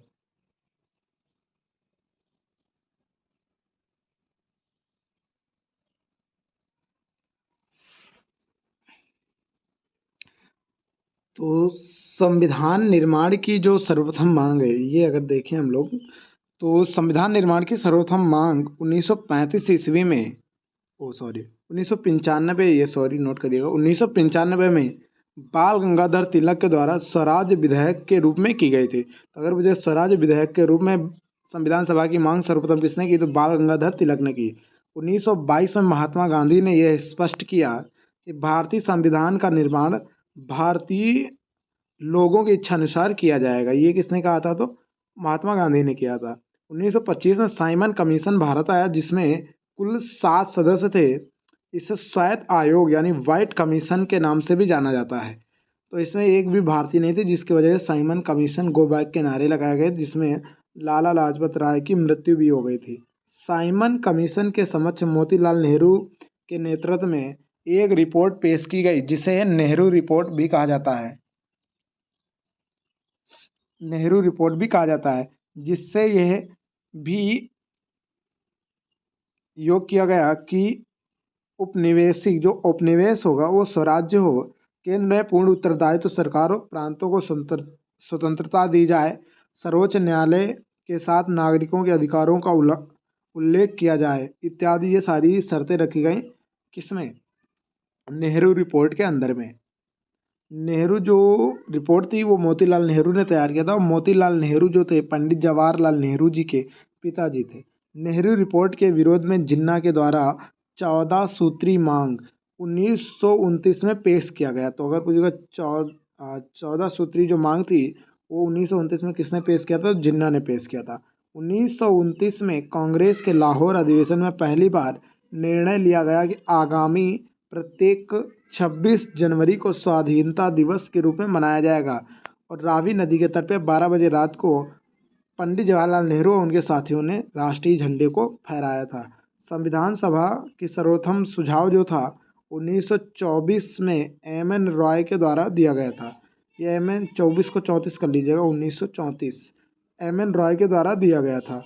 1937 में पंडित जवाहरलाल नेहरू ने कहा कि भारतीय संविधान का निर्माण भारतीय लोगों के द्वारा चुने गए संविधान सभा के द्वारा किया जाएगा। ये किसने कहा था, तो याद रखिएगा पंडित जवाहरलाल नेहरू ने कहा था। 1937 में 11 प्रांतों के लिए चुनाव कराए गए, जिसमें कांग्रेस ने 6 प्रांतों में पूर्ण बहुमत से और 2 प्रांतों में गठबंधन से सरकार बनाई। इस प्रकार कुल 8 प्रांतों में कांग्रेस की सरकार बनी, यानी 11 प्रांतों में से 8 प्रांत में कांग्रेस की सरकार बनी। इस तरह से प्रधानमंत्री किसका होगा, जाहिर सी बात है कांग्रेस का होगा। तो 11 प्रांतों में जो चुनाव हुआ 1937 में, उसका जो विवरण है वो कुछ इस प्रकार है, वो देख लेते हैं विवरण। मद्रास की अगर बात करें तो मद्रास में चुनाव हुआ, कांग्रेस थी, किसकी, कांग्रेस की, और यहाँ के मुख्यमंत्री बने चक्रवर्ती राजगोपालाचारी। बम्बई में सरकार बनी किसकी, कांग्रेस की, यहाँ के मुख्यमंत्री थे बीजी खरे। मध्य प्रांत तथा बरार क्षेत्र में एन.बी. खरे और रविशंकर शुक्ल थे यहाँ पे। बिहार में श्री कृष्ण सिंह, ये नाम बहुत इंपॉर्टेंट याद रखिए, बिहार के पहले मुख्यमंत्री थे श्री कृष्ण सिंह। संयुक्त प्रांत यानी उत्तर प्रदेश, यानी हमारा उत्तर प्रदेश का पुराना नाम क्या है, संयुक्त प्रांत है, और यहाँ के मुख्यमंत्री थे गोविंद वल्लभ पंत। उड़ीसा के मुख्यमंत्री थे बी.एन. दास थे। उत्तर पश्चिमी सीमा प्रांत, कांग्रेस की गठबंधन की सरकार थी, यहाँ पे डॉक्टर खान साहब मुख्यमंत्री बने। सिंध प्रांत जो था वो सरकारी सहयोग और गठबंधन की सरकार थी। अल्लाह नरस और बंदे अली खान यहाँ के मुख्यमंत्री थे। असम कांग्रेस की मिली जुली सरकार थी, सादुल्ला गोपीनाथ बारदोलाई की सरकार बनी। ये यहाँ पे कांग्रेस सरकार नहीं थे। तो सादुल्ला गोपीनाथ बारदोलाई कहाँ के मुख्यमंत्री थे, तो असम के थे। पंजाब में यूनियनिस्ट पार्टी की सरकार बनी और यहाँ के मुख्यमंत्री बने सिकंदर हयात खान। बंगाल में मुस्लिम लीग और कृषक प्रजा पार्टी की सरकार बनी और यहाँ के मुख्यमंत्री बने फजलुल हक बने। अगला देखते हैं।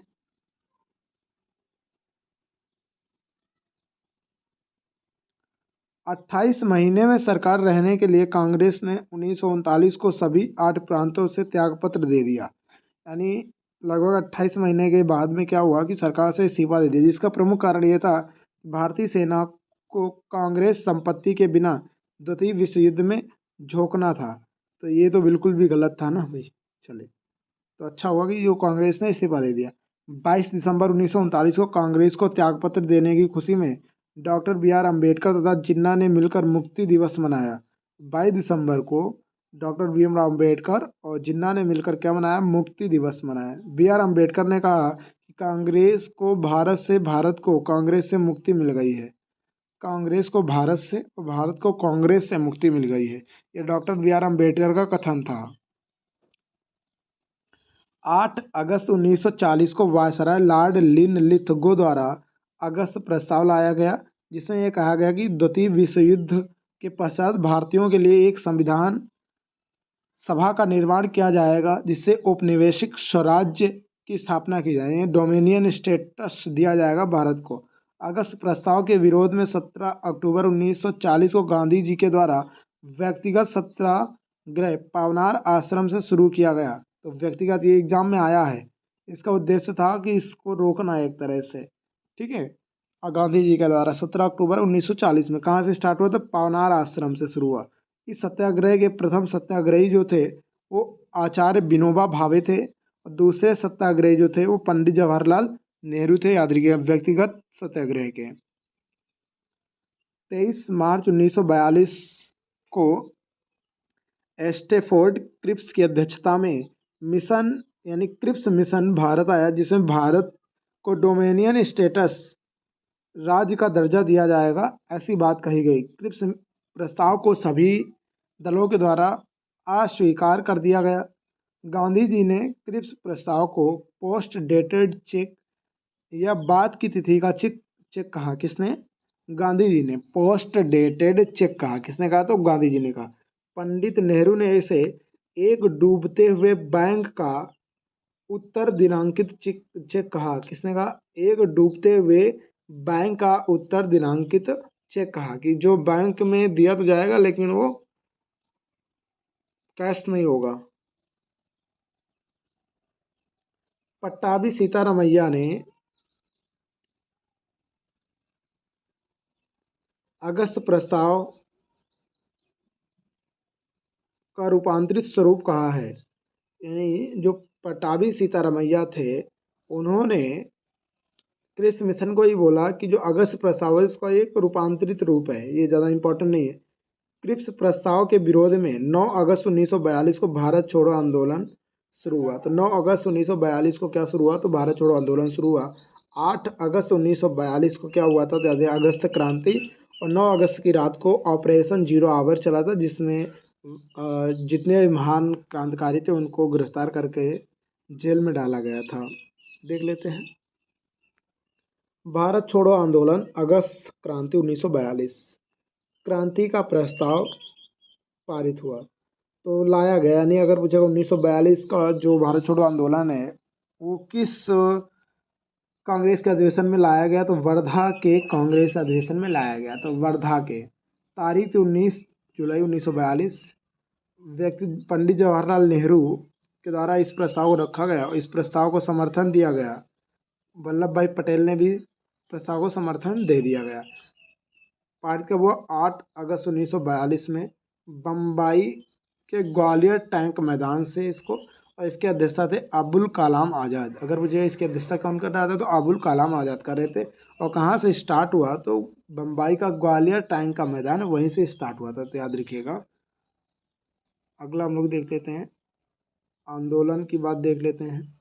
विधिवत प्रारंभ हुआ 9 अगस्त 1942 में। आंदोलन के नारे थे करो या मरो का नारा जो था वो गांधी जी के द्वारा दिया गया था। हालांकि इसको लिखा किसने? आप लोग कमेंट बॉक्स में कमेंट कर सकते हैं। अगला है वेवेल योजना। तो वेवेल योजना क्या है 1945 की, ये देख लेते हैं। तो 1943 में लॉर्ड लिनलिथगो की जगह लॉर्ड वेवेल भारत का नया वायसराय बनाया गया। लॉर्ड वेवेल ने 4 जून 1945 को यह योजना पेश की, जिसके आधार पर 25 जून 1945 से 14 जुलाई 1945 के मध्य शिमला में सर्वदलीय बैठक बुलाया गया। शिमला समझौता नेहरू एवं जिन्ना के आपसी मतभेदों के कारण असफल हो गया। तो शिमला समझौता जो 1945 था उसमें नेहरू और जिन्ना के आपसी मतभेदों के कारण ये असफल हो गया, वेवेल योजना के अंतर्गत किया गया था। अगला है 1945 में इंग्लैंड में हुए आम चुनाव में कंजर्वेटिव पार्टी की हार हुई और क्लीमेंट इटली के नेतृत्व में लेबर पार्टी की उदारवादी सरकार बनी। तो यानी कहने का मतलब ये है कि कंजर्वेटिव पार्टी हार गई और लेबर पार्टी पावर में आ गई, और लेबर पार्टी की क्लीमेंट इटली ने कहा था कि मेरी सरकार आएगी तो मैं भारत को आज़ाद कर दूंगा।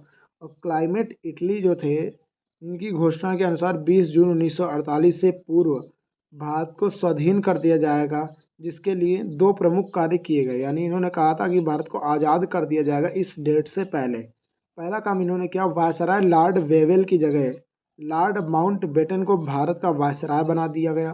अब ये माउंटबेटन आएंगे तो भारत का विभाजन करवा देंगे और साथ साथ में भारत को आज़ाद भी हो जाएगा। 3 कैबिनेट मंत्रियों के सम्मुख कैबिनेट मिशन योजना को भेजा गया, और कैबिनेट मिशन वही योजना जिसके आधार पर संविधान सभा बनाई जाएगी। क्या बनाई जाएगी? संविधान सभा। बुझेगा, संविधान सभा किसके आधार पर बनाई जाएगी? तो कैबिनेट मिशन के कहने पर बनाई जाएगी। अब कैबिनेट मिशन योजना, कैबिनेट मिशन योजना 24 मार्च 1946, इसमें 3 सदस्य थे। इसके अध्यक्ष थे sir Pethick Lawrence, sir Pethick Lawrence थे, और इसके सदस्य थे सर स्टेफोर्ड क्रिप्स और एबी अलेक्जेंडर। तो 3 इसके सदस्य, तीनों आपके सामने लिखे गए हैं। इसकी अध्यक्षता किसने की थी? तो पैंथिक लॉरेंस। कैबिनेट मिशन योजना के तहत 1946 में 296 सीटों पर आम चुनाव हुआ। कितनी सीटों पर? 296 सीटों पर आम चुनाव हुआ। इसमें से 208 सीटें कांग्रेस को मिली और 73 सीटें मुस्लिम लीग को मिली, अन्य को 15 सीटें मिली। तो कितनी सीटों का चुनाव हुआ? तो 296 सीटों पर चुनाव हुआ। 208 सीटें कांग्रेस ने जीत लिया, 73 मुस्लिम लीग ने और 15 अन्य ने जीता।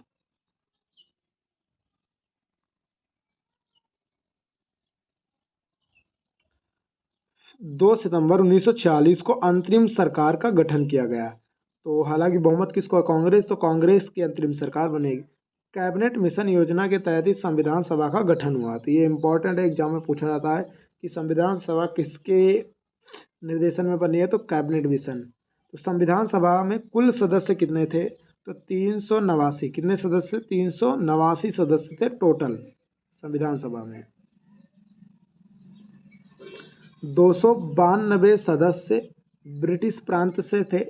सदस्यों का चुनाव हुआ था। प्रतिनिधित्व जो किया गया था इसमें, वो 10 लाख जनसंख्या पर एक सदस्य चुनकर आया था। यानी 10 लाख की जनसंख्या पर एक सदस्य था ब्रिटिश प्रांत से। 292 सदस्य। 93 सदस्य जो थे वो देसी रियासतों से थे, जो सदस्य बटे थे सामान्य, मुस्लिम, सिख इसमें थे। 93 सदस्य थे देसी रियासत से, और 4 सदस्य थे कमिश्नरी क्षेत्र से थे, जो कि हैदराबाद रियासत से भाग नहीं लिया गया था। इसमें हैदराबाद को हटा दिया जाएगा। अगर इसमें कुल बात करें तो कुल महिला कितनी थी इसमें आई थी? तो 15। कुल महिलाएं कितनी आई थी? तो 15 महिलाएं थी। 26 एससी थे और 33 एसटी थे। यानी टोटल में अगर पूछेगा तो महिलाएं कितनी थी? तो 15।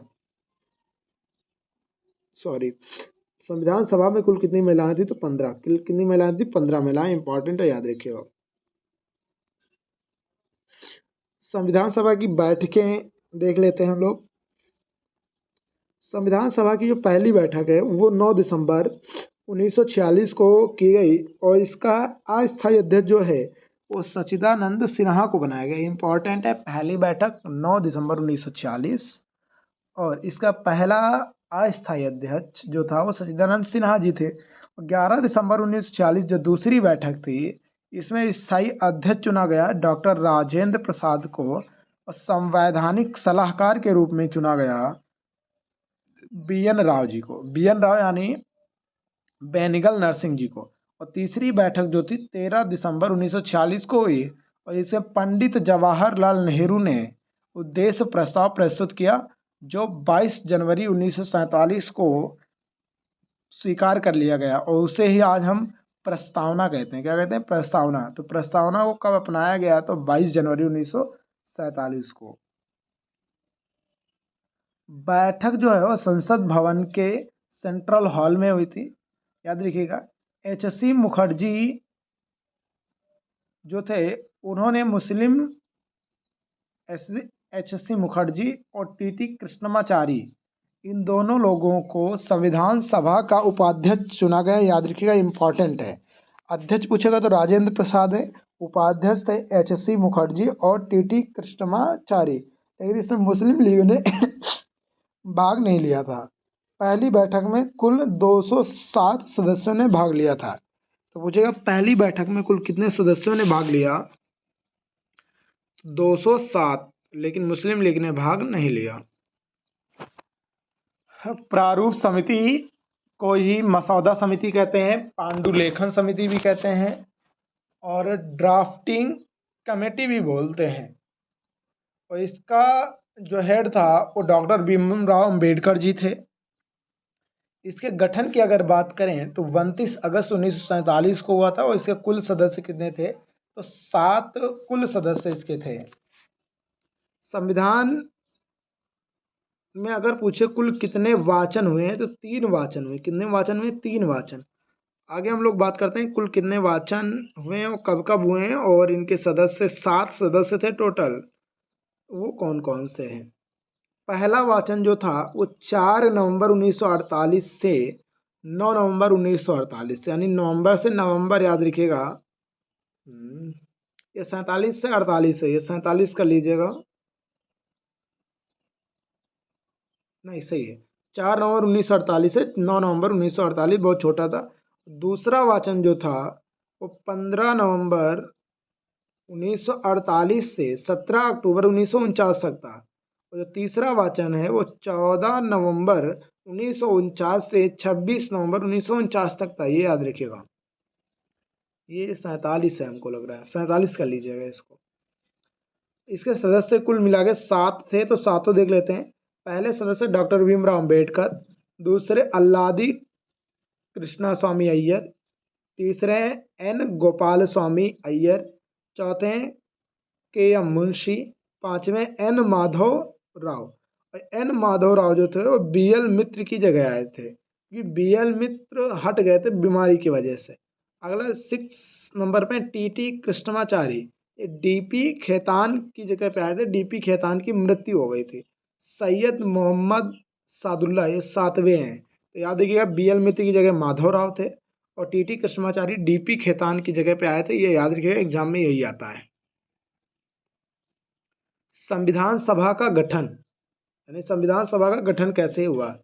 तो 26 नवंबर 1949 को 11वां अधिवेशन हुआ और इस 11वें अधिवेशन में संविधान बनकर तैयार हो गया।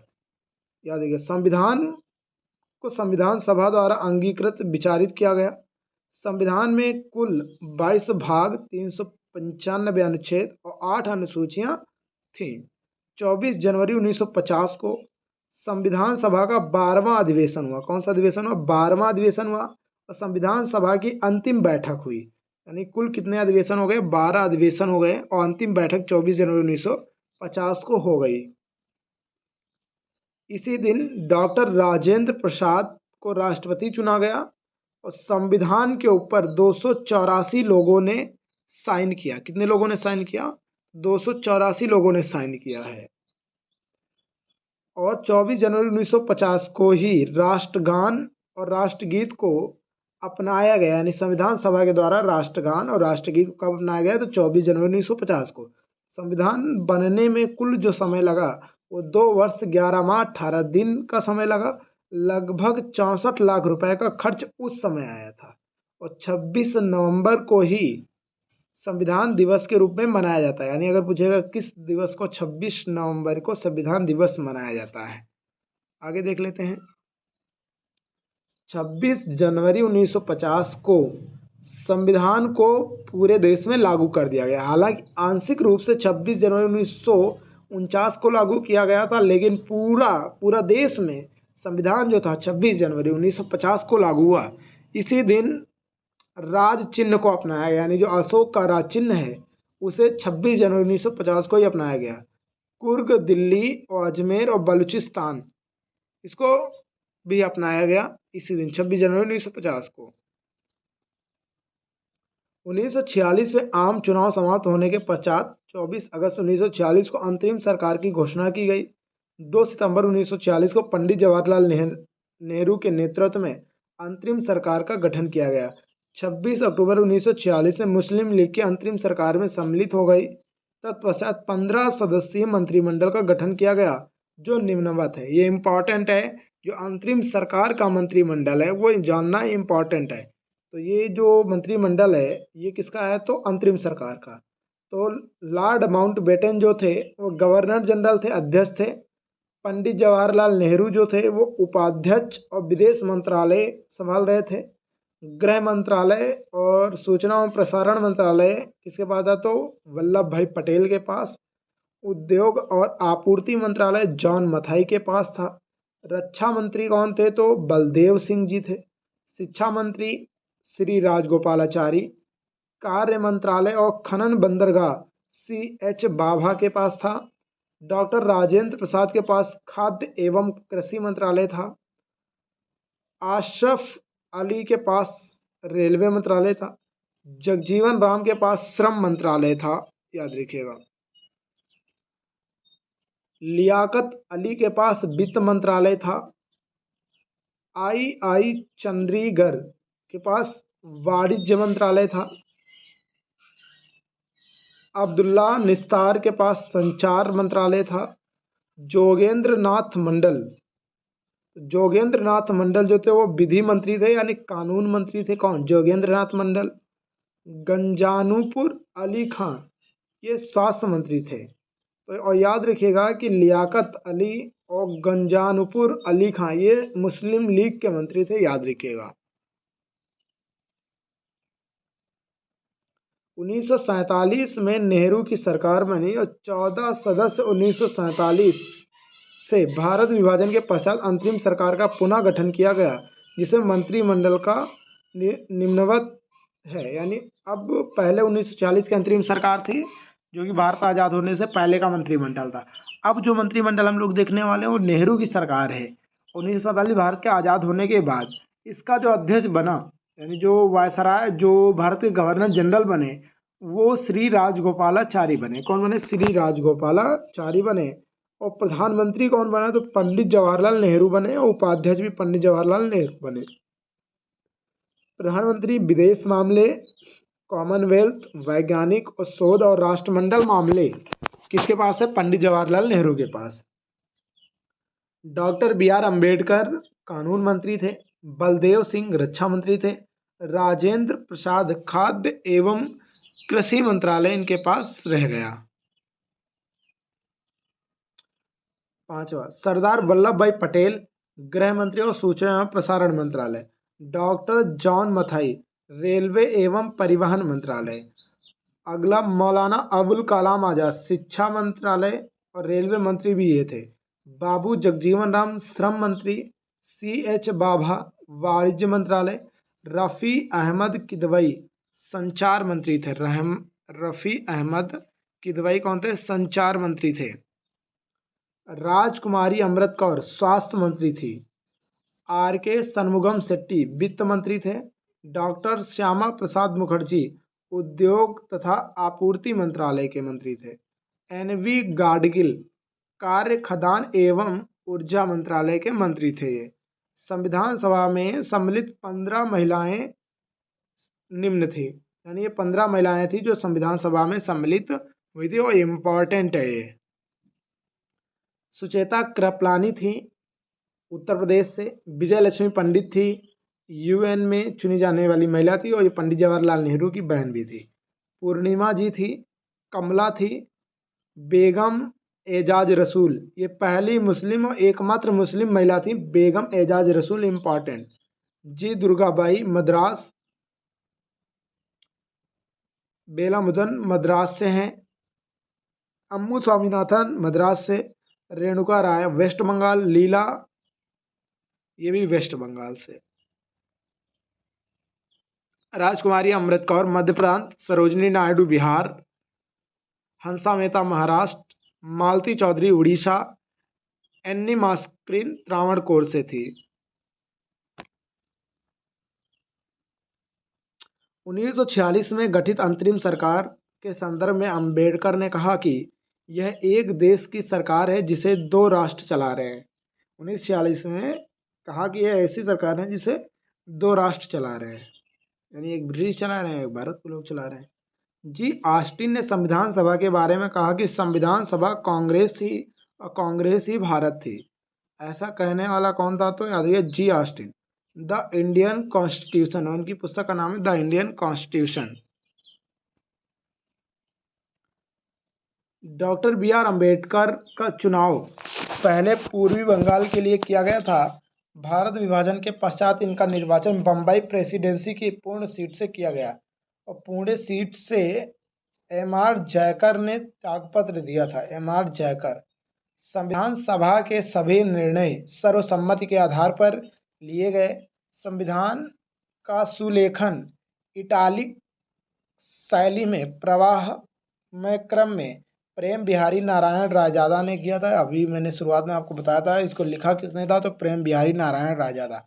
हालांकि इसको जो उखेरा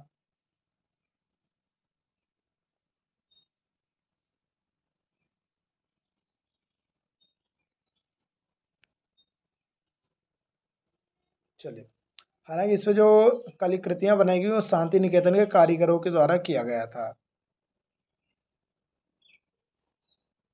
संविधान सभा ने प्रतीक मोहर के रूप में हाथी बनाया था। अगर पूछेगा प्रतीक मोहर के रूप में कुछ बनाया था तो हाथी मोहर बनाई थी। भारत की स्वतंत्रता के समय ब्रिटेन में लेबर पार्टी की सरकार थी। क्लाइमेट एटली प्रधानमंत्री थे तथा भारत में कांग्रेस अध्यक्ष जेबी कृपलानी थे। संविधान सभा के द्वारा 22 जुलाई 1947 को राष्ट्रीय ध्वज को अपनाया गया। Naveen Jindal versus union of Indian मामले में सुप्रीम कोर्ट ने कहा कि राष्ट्रीय ध्वज फहराने का अधिकार नागरिकों का मौलिक अधिकार होगा। यह निर्णय 26 जनवरी 2002 से लागू है। तो एग्जाम में याद रखिएगा, Naveen Jindal versus union of India के मामले में सुप्रीम कोर्ट ने कहा कि राष्ट्रीय झंडे को फहराना वो व्यक्तियों का क्या है? मौलिक अधिकार है नागरिकों का। 22 मार्च 1957 को भारत का राष्ट्रीय पंचांग अपनाया गया, ग्रागोरियन कैलेंडर तथा शक संवत। 22 मार्च 1957 को। आगे माउंटबेटन योजना। माउंटबेटन योजना 1947। माउंटबेटन योजना को 3 जून 1947 को वायसराय लॉर्ड माउंटबेटन द्वारा पेश किया गया। इसे 3 जून की योजना के नाम से भी जाना जाता है। इसी योजना के तहत पहली बार यह प्रावधान किया गया है कि भारत और पाकिस्तान नामक दो स्वतंत्र राष्ट्र का गठन किया जाएगा। माउंटबेटन के पक्ष में कांग्रेस द्वारा मतदान करने के कारण सैफुद्दीन किचलू ने कहा कि यह राष्ट्रवाद का संप्रदानवाद में पक्ष में समर्पण है। माउंटबेटन योजना के आधार पर ही भारतीय स्वतंत्रता विधेयक 1947 को लाया गया। 4 जुलाई 1947 को प्रधानमंत्री क्लाइमेट इटली द्वारा ब्रिटिश संसद में पेश किया गया था। 15 जुलाई 1947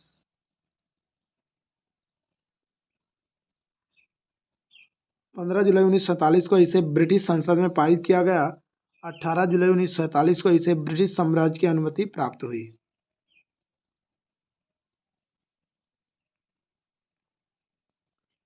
संविधान की समितियों के बारे में देखते हैं, कौन अध्यक्ष था कौन नहीं सदस्य था। राज्य समिति, संघ समिति और संघ संविधान समिति, इन सब का अध्यक्ष अगर पूछेगा आपको क्या बताना है?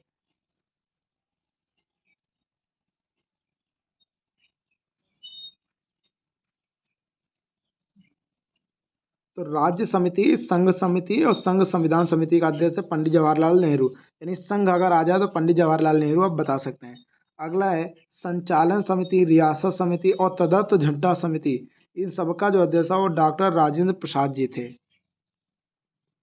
झंडा समिति और तदर्थ मूल अधिकार समिति के अध्यक्ष कौन थे? तो याद रखिए जेबी कृपलानी। हालांकि ये उपाध्यक्ष के रूप में थे हाँ, ये भी माना जा सकता है कि मूल अधिकार वगैरह के जो अध्यक्ष थे वो सरदार वल्लभ भाई पटेल थे। तथा अल्पसंख्यक समिति के जो अध्यक्ष थे वो एच.सी. मुखर्जी थे और संविधान सभा के उपाध्यक्ष भी एच.सी. मुखर्जी थे। प्रारूप मसौदा पांडुलेखन ड्राफ्टिंग कमेटी के जो अध्यक्ष थे वो डॉक्टर बी.आर. अम्बेडकर थे। कार्य संचालन समिति के.एम. मुंशी, कार्य संचालन समिति के कौन थे? के.एम. मुंशी। संविधान सभा कार्यकारिणी समिति जी.जी. मावलंकर यानी जी.बी. मावलंकर थे। प्रांतीय संविधान समिति, मौलिक अधिकार समिति, अल्पसंख्यक समिति, इसके कौन है? तो सरदार वल्लभ भाई पटेल। और इन दोनों के उपाध्यक्ष की बात करेगा तो आपको अभी मैंने आपको बताया था कौन है, तो जे.बी. कृपलानी। संविधान के स्रोत आ गए हैं। अब स्रोत की बात कर लेते हैं, स्रोत कौन सा लिया गया? संविधान का सर्वाधिक प्रभाव 1935 के भारत शासन अधिनियम का पड़ा है। अन्य देशों से लिए गए प्रावधान निम्नवत हैं। ब्रिटेन से क्या क्या लिया गया है ये देख लेते हैं। ब्रिटेन यानी इंग्लैंड या यूके आप कह सकते हैं। यहाँ से एकल नागरिकता ली गई है, संसदीय प्रणाली ली गई है, संसदीय विशेषाधिकार लिए गए हैं, विधि का शासन लिया गया।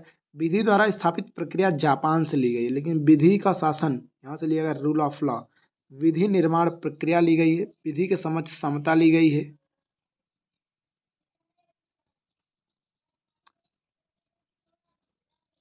और मंत्रिपरिषद का सामूहिक उत्तरदायित्व लिया गया, कहाँ से? ब्रिटेन से। अब हम लोग देखेंगे अमेरिका के संविधान से क्या क्या लिया गया है।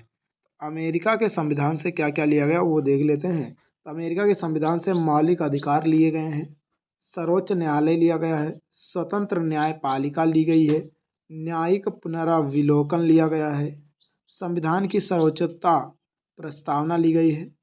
जो शब्द हैं, हम भारत के लोग शब्दावली, राष्ट्रपति पर महाभियोग लिया गया है, उपराष्ट्रपति का पद लिया गया है, वित्तीय आपातकाल भी अमेरिका से लिया गया है, विधियों का समान संरक्षण भी लिया गया है। आगे देते हैं कनाडा के संविधान से क्या क्या लिया गया है। तो कनाडा के संविधान से संघात्मक व्यवस्था ली गई है, अवशिष्ट शक्तियाँ जो कि अनुच्छेद नंबर 248 में है, राज्यपाल का पद लिया गया है, जीएसटी का स्वरूप, यानी अभी आया जीएसटी लेकिन फिर भी कनाडा आप बताएंगे जीएसटी का स्वरूप कहाँ से? कनाडा से। आयरलैंड, राज्य के नीति निदेशक तत्व लिए गए हैं, राज्य में 12 सदस्यों का मनोनयन लिया गया है, राष्ट्रपति के निर्वाचन की रीति ली गई, कहाँ से? आयरलैंड से। रूस यानी यूएसएसआर से क्या क्या लिया गया? तो मौलिक कर्तव्य लिया गया है, समाजवाद लिया गया है, सामाजिक, आर्थिक और राजनैतिक न्याय और पंचवर्षीय योजनाएं जो हैं वो अमेरिका के रूस के संविधान से लिया गया है। ऑस्ट्रेलिया, समवर्ती सूची ली गई है, प्रस्तावना की भाषा ली गई है, केंद्र राज्य संबंध लिए गए हैं और शक्तियों का वितरण भी ऑस्ट्रेलिया के संविधान से लिया गया है। फ्रांस से देख लेते हैं। फ्रांस से गणतंत्र शब्द और जीएसटी का प्रावधान जो है मुख्यतः लिया गया। हालांकि जीएसटी कहाँ का मॉडल अपनाया गया? तो कनाडा का, लेकिन जीएसटी सबसे पहले लागू हुई थी फ्रांस में, तो इसलिए हम लोग लिख सकते हैं ऑप्शन के हिसाब से हो जाएगा। जर्मनी, आपात उपबंध, वीमर सिद्धांत हिटलर का। तो हालांकि अगर जर्मनी ऑप्शन में नहीं रहेगा तो 1935 का अधिनियम आंसर होगा इसका, आपातकाल का। ठीक है। दक्षिण अफ्रीका से संविधान संशोधन की प्रक्रिया ली गई है, जापान से विधि द्वारा स्थापित प्रक्रिया ली गई है। अब आगे प्रस्तावना। तो प्रस्तावना हम लोग देखते हैं अब।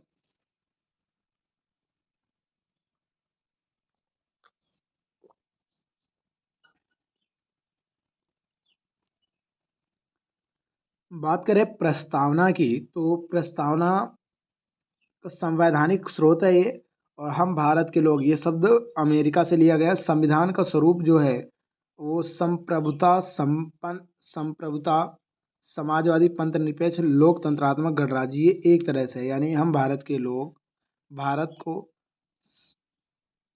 भारत को इस तरह से स्टार्टिंग हुई और 4 शब्द लगातार आते हैं, याद रखिएगा। तो संविधान के उद्देश्य कुछ दिए गए हैं वो देख लेते हैं।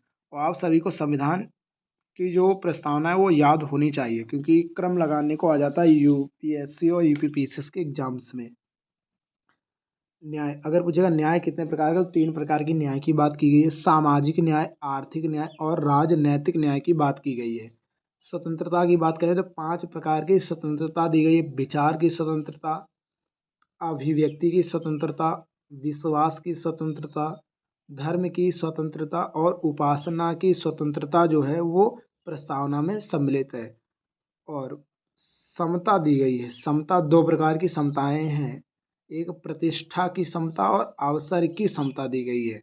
दृढ़ संकल्प की अगर बात करें तो दृढ़ संकल्प 3 प्रकार के हैं, व्यक्ति की गरिमा को बनाए रखने की, देश की एकता और अखंडता को बनाए रखना और बंधुत्व को बढ़ावा देना, ये सारी बात की गई। लेकिन यहाँ पे न्याय में अगर पूछेगा धार्मिक न्याय क्या दिया गया है, तो न्याय नहीं है।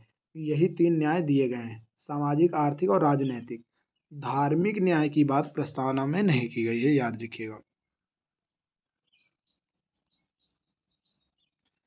संविधान में अगर आप देखेंगे तो इसमें तारीख की बात करें तो 26 नवंबर 1949 तारीख का वर्णन है। इसमें लिखा हुआ है कि नीति मार्गशीर्ष शुक्ल सप्तमी संवत 2000 विक्रमी को एतत् द्वारा संविधान को अंगीकृत, अधिनियमित और आत्मार्पित करते हैं। तो ये याद रखिएगा, डेट याद रखिएगा, डेट। संविधान की प्रस्तावना पंडित नेहरू द्वारा पेश किया गया था, यानी इसको अपनाया अगर पूछेगा प्रस्तावना कब गया, तो 22 जनवरी 1947 को इसे अपनाया गया, याद रखिएगा। और 22 जुलाई 1947 को तो आप सभी को पता ही है कि राष्ट्रीय ध्वज को अपनाया गया था। 13 दिसंबर 1946 को नेहरू ने इसे पेश किया था और 22 जनवरी 1947 को प्रस्तावना को अपनाया गया था, याद रखिएगा।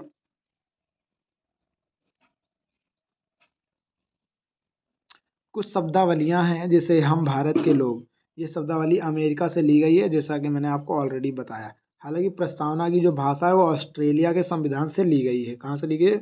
ऑस्ट्रेलिया। प्रस्तावना के प्रयुक्त समाजवादी, पंथ निरपेक्ष, अखंडता शब्द जो है, यानी ये 3 शब्द इंपॉर्टेंट हैं, एग्जाम में आते हैं। समाजवादी, पंथ निरपेक्ष, अखंडता शब्द जो है 42वें संविधान संशोधन 1976 के द्वारा जोड़ा गया था। और 42वें संविधान संशोधन को संविधान का लघु संविधान कहते हैं, याद रखिएगा। और एकमात्र संशोधन है जो कि प्रस्तावना में किया गया था। तो संविधान में एकमात्र संशोधन 42वें संविधान संशोधन के रूप में किया गया, याद रखिएगा। आगे प्रस्तावना के तहत दिए गए न्याय में धार्मिक न्याय शामिल नहीं है, इम्पॉर्टेंट है, याद रखिएगा। क्योंकि जब क्वेश्चन बनेगा तो उसमें से रहेगा इनमें से कौन सा न्याय प्रस्तावना में नहीं है, तो उसमें से धार्मिक न्याय नहीं होगा और बाकी सारे न्याय होंगे। चलिए, प्रस्तावना के स्वरूप का सही क्रम है संप्रभुता संपन्न समाजवादी पंथनिरपेक्ष लोकतांत्रिक गणराज्य बनाने के लिए। टी.एस. भार्गव ने संविधान की प्रस्तावना को संविधान की आत्मा कहा है। तो याद रखिए किसके अनुसार है? टी.एस. भार्गव। तो टी.एस. भार्गव के अनुसार संविधान की आत्मा पूछेगा तो प्रस्तावना को बताना, किसको बताना है? प्रस्तावना को। अगर पूछेगा डॉक्टर बी.आर. अम्बेडकर के अनुसार संविधान की आत्मा क्या है, तो आर्टिकल 32 है। क्या? आर्टिकल 32 है। चलिए, ये सारा कुछ हो चुका है तो हम लोग इसको हटा देते हैं। के.एम. मुंशी प्रस्तावना को संविधान की कुंजी या राजनैतिक जन्मपत्री कहा है। के.एम. मुंशी के अनुसार हमारे संप्रभु लोकतांत्रिक गणराज्य भविष्य का फल है। अल्लादी कृष्णमा स्वामी अय्यर प्रस्तावना दीर्घकालिक सपनों का विचार है, ऐसा कहना है उनका।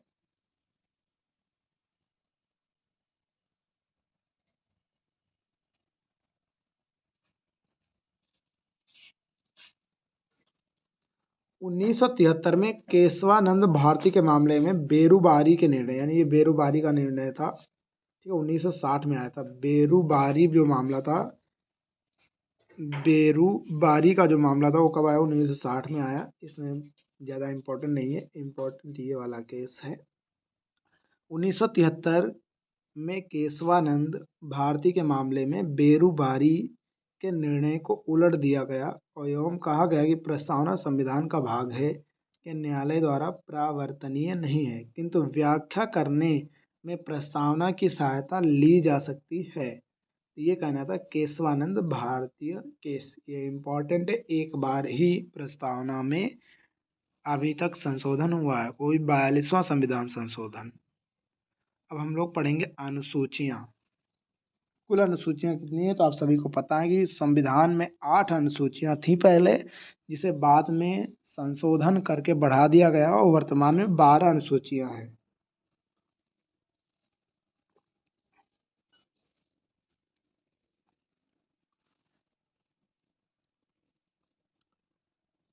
संविधान लागू होते समय कितनी अनुसूचियाँ थी? 8, लेकिन बाद में 12 हो गई। 4 अनुसूचियों को बाद में जोड़ा गया, जिसमें से निम्नवत हैं। कब जोड़ी गई? तो ये पहले देख लेते हैं। 9वीं अनुसूची को भूमि सुधार के रूप में जोड़ा गया, जो कि पहला संविधान संशोधन था 1951। 10वीं अनुसूची को दल बदल कानून के लिए जोड़ा गया, 52वें संविधान संशोधन 1985 के द्वारा जोड़ा गया। 11वीं अनुसूची को 73वें संविधान संशोधन 1992 में जोड़ा गया, इसमें पंचायती राज की बात कही गई। 12वीं अनुसूची को जोड़ा गया 74वें संविधान संशोधन के द्वारा 1992 में जोड़ा गया, इसमें नगर निकाय की बात कही गई। और 11वीं अनुसूची में कुल 29 विषय हैं और 12वीं अनुसूची में कुल 18 विषय वर्णित हैं। वर्तमान में कुल कितनी अनुसूचियां हैं? तो 12 अनुसूचियां। एक एक अनुसूची हम लोग देखने का प्रयास करते हैं कि इन अनुसूचियों में है क्या। तो पहली अनुसूची यानी प्रथम अनुसूची जो है, संघ एवं राज्य क्षेत्रों के नामों का वर्णन है, यानी संघ और राज्य क्षेत्र के नामों का वर्णन है, जिसमें अनुच्छेद 1 से लेकर के 4 तक की बात कही गई है। तो पहला अनुच्छेद, यहाँ पे अनुच्छेद भी देखते चलेंगे हम लोग। पहला अनुच्छेद कहता है भारत, इंडिया, इंडिया ही भारत है, यानी India that is a Bharat shall be union of states. तो ये कहा गया किसमें? अनुच्छेद नंबर 1 में कहा गया है, जो कि राज्यों का संघ होगा। ठीक है। 28 राज्य और 8 केंद्र शासित प्रदेश वर्तमान में हमारे देश में हैं। कितने राज्य हैं? 28 राज्य हैं और 8 यूटीज हैं, याद रखिएगा। भारत राज्यों का संघ होगा, जिनका वर्णन अनुसूची प्रथम में किया गया है।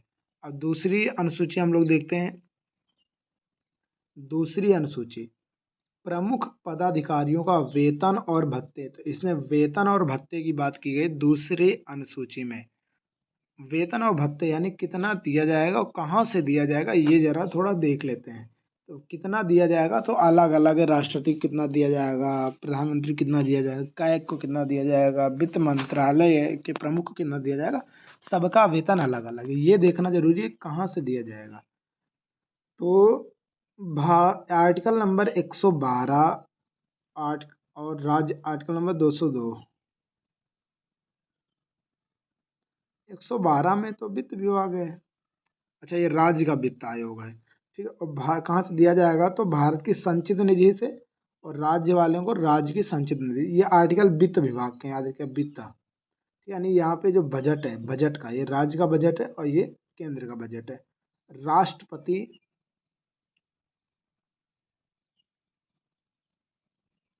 राष्ट्रपति, लोकसभा अध्यक्ष, राज्यसभा अध्यक्ष, सुप्रीम कोर्ट के जज, कैग, मुख्य चुनाव आयुक्त, अध्यक्ष, उपाध्यक्ष, सभापति, उपसभापति के जज के आयुक्तों को यहाँ से वेतन दिया जाएगा संचित निधि से। राज्यपाल, विधानसभा अध्यक्ष, उपाध्यक्ष, विधान परिषद सभापति, उपसभापति और हाईकोर्ट के जजेस को दिया जाएगा यहाँ से।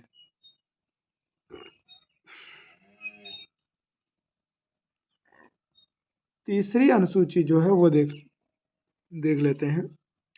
तीसरी अनुसूची में शपथ की बात की गई। किसकी? शपथ, यानी ओथ दिलाई जाएगी, लेकिन राष्ट्रपति को शपथ आर्टिकल 60 में है, उपराष्ट्रपति को 69 नंबर आर्टिकल में, राज्यपाल को राज्यपाल के आर्टिकल में दिया जाएगा। इन तीनों को छोड़कर सभी लोगों को जो शपथ दिलाई जाती है वो आर्टिकल नंबर अनुसूची 3 से दिलाई जाती है। अब अनुसूची 4 देख लेते हैं। राज्यसभा में सीटों का आवंटन है इसमें। तो राज्यसभा में सीटें कितनी? 245। कितनी सीटें हैं? 245 है।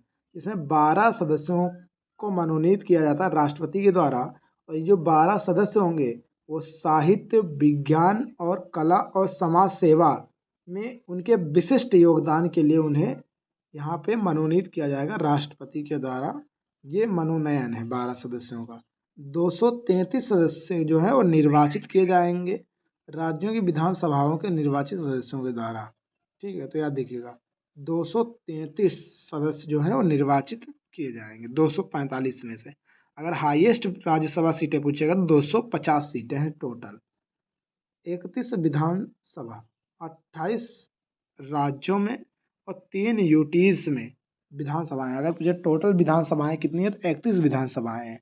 तो 28 राज्यों में विधानसभा तो होगी होगी, यानी विधानसभा का मतलब एमएलएज बनेंगे। और 3 यूटी में भी हैं। दिल्ली में मुख्यमंत्री बनता है, पुदुचेरी में बनता है और जम्मू एंड कश्मीर बनता है।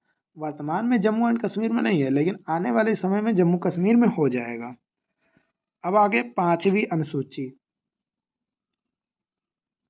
अनुसूची एवं जनजाति क्षेत्रों का नियंत्रण और प्रशासन इसमें है, यानी SC ST के विशेषाधिकार दिए गए। 6ठी अनुसूची असम, त्रिपुरा, मेघालय, मिजोरम राज्य क्षेत्रों का नियंत्रण दिया गया। ये इम्पोर्टेंट एग्जाम में आ सकता है।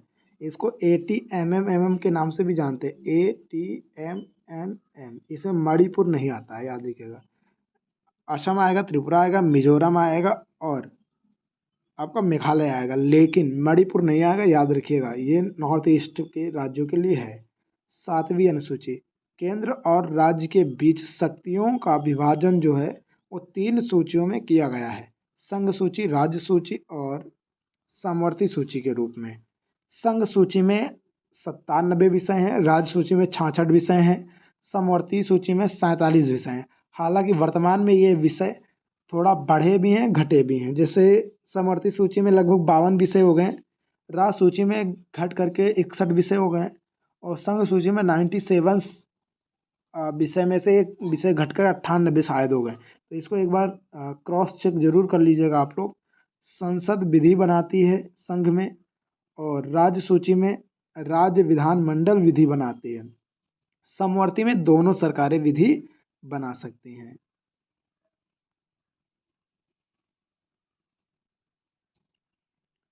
8वीं अनुसूची भाषाओं का उल्लेख किया गया और 22 भाषाएं उल्लेखित हैं। 14 भाषाएं संविधान में पहले से थी, लेकिन बाद में 8 भाषाएं और जोड़ दी गई। सिंधी भाषा को 21वें संविधान संशोधन 1967 के द्वारा जोड़ा गया। नेपाली, मणिपुरी, कोंकणी, इसको नमक के नाम से जानते हैं, नमक नमक। तो इसको 71वें संविधान संशोधन 1992 के द्वारा जोड़ा गया। तो याद रखिएगा कि अगर नमक को कब जोड़ा गया तो 71वें संविधान संशोधन 1992 के द्वारा। और बोडमास, इसको बोडमास कहते हैं। तो बोडो, डोंगरी, मैथिली, संथाली को 92वें संविधान संशोधन 2003 के द्वारा जोड़ा गया, याद रखिएगा। अब आती है 9वीं अनुसूची, न्यायिक प्रतिरक्षा प्रावधान सूची सुधार एक्ट। 284 एक्ट या अधिनियम इसमें शामिल किए गए हैं। 24 अप्रैल 1977 से पूर्व रखे गए एक्ट न्यायिक पुनरावलोकन किया जाएगा के पश्चात, यानी जो इससे पहले, यह इम्पोर्टेंट है, 24 अप्रैल 1977 से पहले इस एक्ट में जो चीज़ें रखी गई उनका पुनरावलोकन नहीं होगा, लेकिन इनके पश्चात जो रखे गए हैं उनका न्यायिक पुनरावलोकन किया जाएगा। हालांकि प्रेजेंट में 9वीं अनुसूची में कोई भी विषय होगा उसका न्यायिक पुनरावलोकन हो सकता है, ऐसा सुप्रीम कोर्ट का मानना है। पहले इसका न्यायिक पुनरावलोकन नहीं हो सकता था, लेकिन अब हो सकता है। आप लोग कमेंट बॉक्स में कमेंट करके बताइए कि न्यायिक पुनरावलोकन कहाँ से लिया गया है, किस देश के संविधान से। 10वीं अनुसूची दल बदल संबंधी प्रावधान है इसमें, जो कि 1985 में आया था। 10वीं अनुसूची, इसमें सदस्यों की योग्यता और अयोग्यता को निर्धारित किया जाता है। उम्मीदवार का निर्वाचन जो है वो निर्वाचन आयोग द्वारा किया जाता है। सदन के सदस्य, संसद सदस्य और विधानमंडल के सदस्य दल बदल के आधार पर सदन का पीठासीन अधिकारी इसको क्या करेगा, उनकी सदस्यता को निरस्त कर सकता है, याद रखिएगा। अभी हाल ही में ऐसा हुआ ना, हिमाचल प्रदेश के 6 विधायकों को निलंबित कर दिया गया वहाँ के अध्यक्ष के द्वारा। 11वीं अनुसूची पंचायती राज व्यवस्था का उल्लेख है और इसमें कुल 29 विषय हैं, याद रखिएगा। 12वीं अनुसूची, इसमें नगर पालिकाएं, नगर निगम है, नगर पालिका है, नगर पंचायत है। तो इसमें कुल 18 विषय। कितने विषय हैं? 18 विषय। अब हम लोग देखेंगे संविधान के अनुच्छेद। तो अनुच्छेद हम लोग देखना शुरू करेंगे, आर्टिकल्स देखेंगे। यहाँ से हम लोग एक बहुत बड़ा पार्ट हम लोगों ने कंप्लीट कर लिया है। तो यहाँ से हम लोग करेंगे अनुच्छेद। तो पहले भाग देख लेते हैं। तो भाग 1, यहाँ पे देखिए भाग है, प्रावधान है और अनुच्छेद है। भाग 1 में संघ और संघ राज्य क्षेत्र में जो आर्टिकल 1 से 4 तक है। भाग 2 में नागरिकता है 5 से 11 अनुच्छेद है। भाग 3 में मौलिक अधिकार है 12 से 35 में। भाग 4 में नीति निर्देशक तत्व हैं DPSP है 36 से 51, यहाँ तक इम्पॉर्टेंट है। भाग 4 में मौलिक कर्तव्य है 51 के ए में है। यहाँ तक तो पूरा इम्पॉर्टेंट है, आपको याद ही करना पड़ेगा। और जो भाग 5 है, भाग 5 में संघ की बात की गई। किसकी बात की गई? संघ की बात की। और संघ में हम लोग बात करेंगे राष्ट्रपति की, उपराष्ट्रपति, केंद्रीय मंत्रिपरिषद, महान्यायवादी और संसद की बात हम लोग यहाँ पे करते हैं। और कैग की बात और सुप्रीम कोर्ट की बात भी हम लोग इसी में करेंगे। और छठे भाग में राज्य की बात करेंगे। किसकी बात करेंगे? राज्य की बात करेंगे। और राज्य में राज्यपाल हो गया, राज्य मंत्रिपरिषद हो गया, महाधिवक्ता हो गया, हाई कोर्ट हो गया और अधीनस्थ न्यायालय हो गए। इनकी बात हम लोग भाग 6 में करेंगे। तो याद रखिए इम्पॉर्टेंट भाग 7 है। भाग 7 को समाप्त कर दिया गया। तो पूछा जा सकता है किस भाग को समाप्त कर दिया गया? तो भाग 7 को। 8वें में हम लोग देखेंगे केंद्र शासित प्रदेशों के बारे में। और भाग 9 में पंचायत के बारे में देखेंगे। इम्पॉर्टेंट आर्टिकल है, इम्पॉर्टेंट। भाग 9 में क्या है? पंचायत है, इम्पॉर्टेंट है, याद रखिएगा। भाग 9 का भाग 9 के का में नगर पालिकाएँ हैं 243 पी से 243 जेड जी तक हम लोग देखेंगे। 9 बी में सहकारी समितियां हैं, जो कि ये आर्टिकल जोड़ा गया है, याद रखिएगा। भाग 9-10 अनुसूचित जाति एवं जनजाति SC ST हैं, ये आर्टिकल भी हम लोग, ये भाग भी हम लोग देखेंगे। भाग 11 में केंद्र राज्य संबंध के बारे में है, ये भी हम लोग पढ़ेंगे। भाग 12 इम्पॉर्टेंट आर्टिकल, याद रखिए इम्पॉर्टेंट आर्टिकल, वित्त, संपत्ति, संविदा और वाद, यानी वित्त आयोग की बात की गई 264 से 300 ए में। 280 नंबर आर्टिकल में आप जानते हैं कि वित्त आयोग है। भाग 13 हम लोग देंगे भारत राज्य क्षेत्र में व्यापार, वाणिज्य एवं समागम, उतना इम्पोर्टेंट नहीं। भाग 14 केंद्र राज्य की अधीन सेवाएं, इम्पॉर्टेंट आर्टिकल है, याद रखिएगा, एग्जाम में आ सकता है। 308 से 323 तक की बातें हम लोग करेंगे इसमें। और भाग 14 इसलिए भी इम्पॉर्टेंट है क्योंकि इसमें सुप्रीम कोर्ट आता है। क्या था इसमें? सुप्रीम कोर्ट, सॉरी, UPSC की बात करें तो इसी में आता है। अखिल भारतीय सेवाएं संघ लोक सेवा आयोग और राज्य लोक सेवा आयोग, यानी आर्टिकल नंबर 312, आर्टिकल नंबर 315 इसी भाग 14 में आता है, इम्पॉर्टेंट। भाग 14 का यानी ट्रिब्यूनल्स को रखा गया है, इतना इम्पोर्टेंट नहीं है, लेकिन याद रखिएगा 14 के एक में ट्रिब्यूनल्स हैं। भाग 15 इम्पॉर्टेंट है, 324 से 329 निर्वाचन आयोग है, मोस्ट इम्पॉर्टेंट, याद रखिएगा। भाग 16 कुछ वर्गों के संबंध में विशेष प्रावधान, लोकसभा, विधानसभा और SC ST के आरक्षण से संबंधित हैं, ये इम्पॉर्टेंट है, इसके बारे में पढ़ेंगे। आर्टिकल नंबर 338, 338 से 338 बी, इसी में 341 और 342 नंबर आर्टिकल भाग 16 में ही आता है, तो इम्पॉर्टेंट है, याद रखिएगा। भाग 17 इम्पॉर्टेंट है, राजभाषा, 343 से 351। भाग 18 इम्पॉर्टेंट है, 352, 360। भाग 19 उतना इम्पॉर्टेंट नहीं है, याद रखिएगा। भाग 20 इम्पॉर्टेंट है, 368 नंबर का आर्टिकल किस में आता है? तो भाग 20 में आता है। भाग 21 अस्थायी संक्रमण कालीन एवं विशेष उपबंध, उतना इम्पॉर्टेंट है नहीं। भाग 22 संक्षिप्त नाम प्रारंभ, हिंदी के प्राधिकृत पाठ एवं निरसन, उतना इम्पोर्टेंट है नहीं।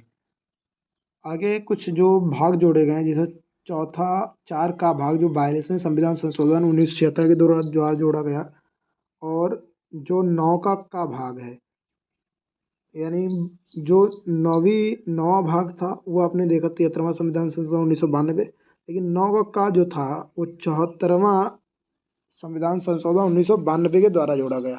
और 9 का बी जो जोड़ा गया वो 97वें संविधान संशोधन 1992 के द्वारा जोड़ा गया।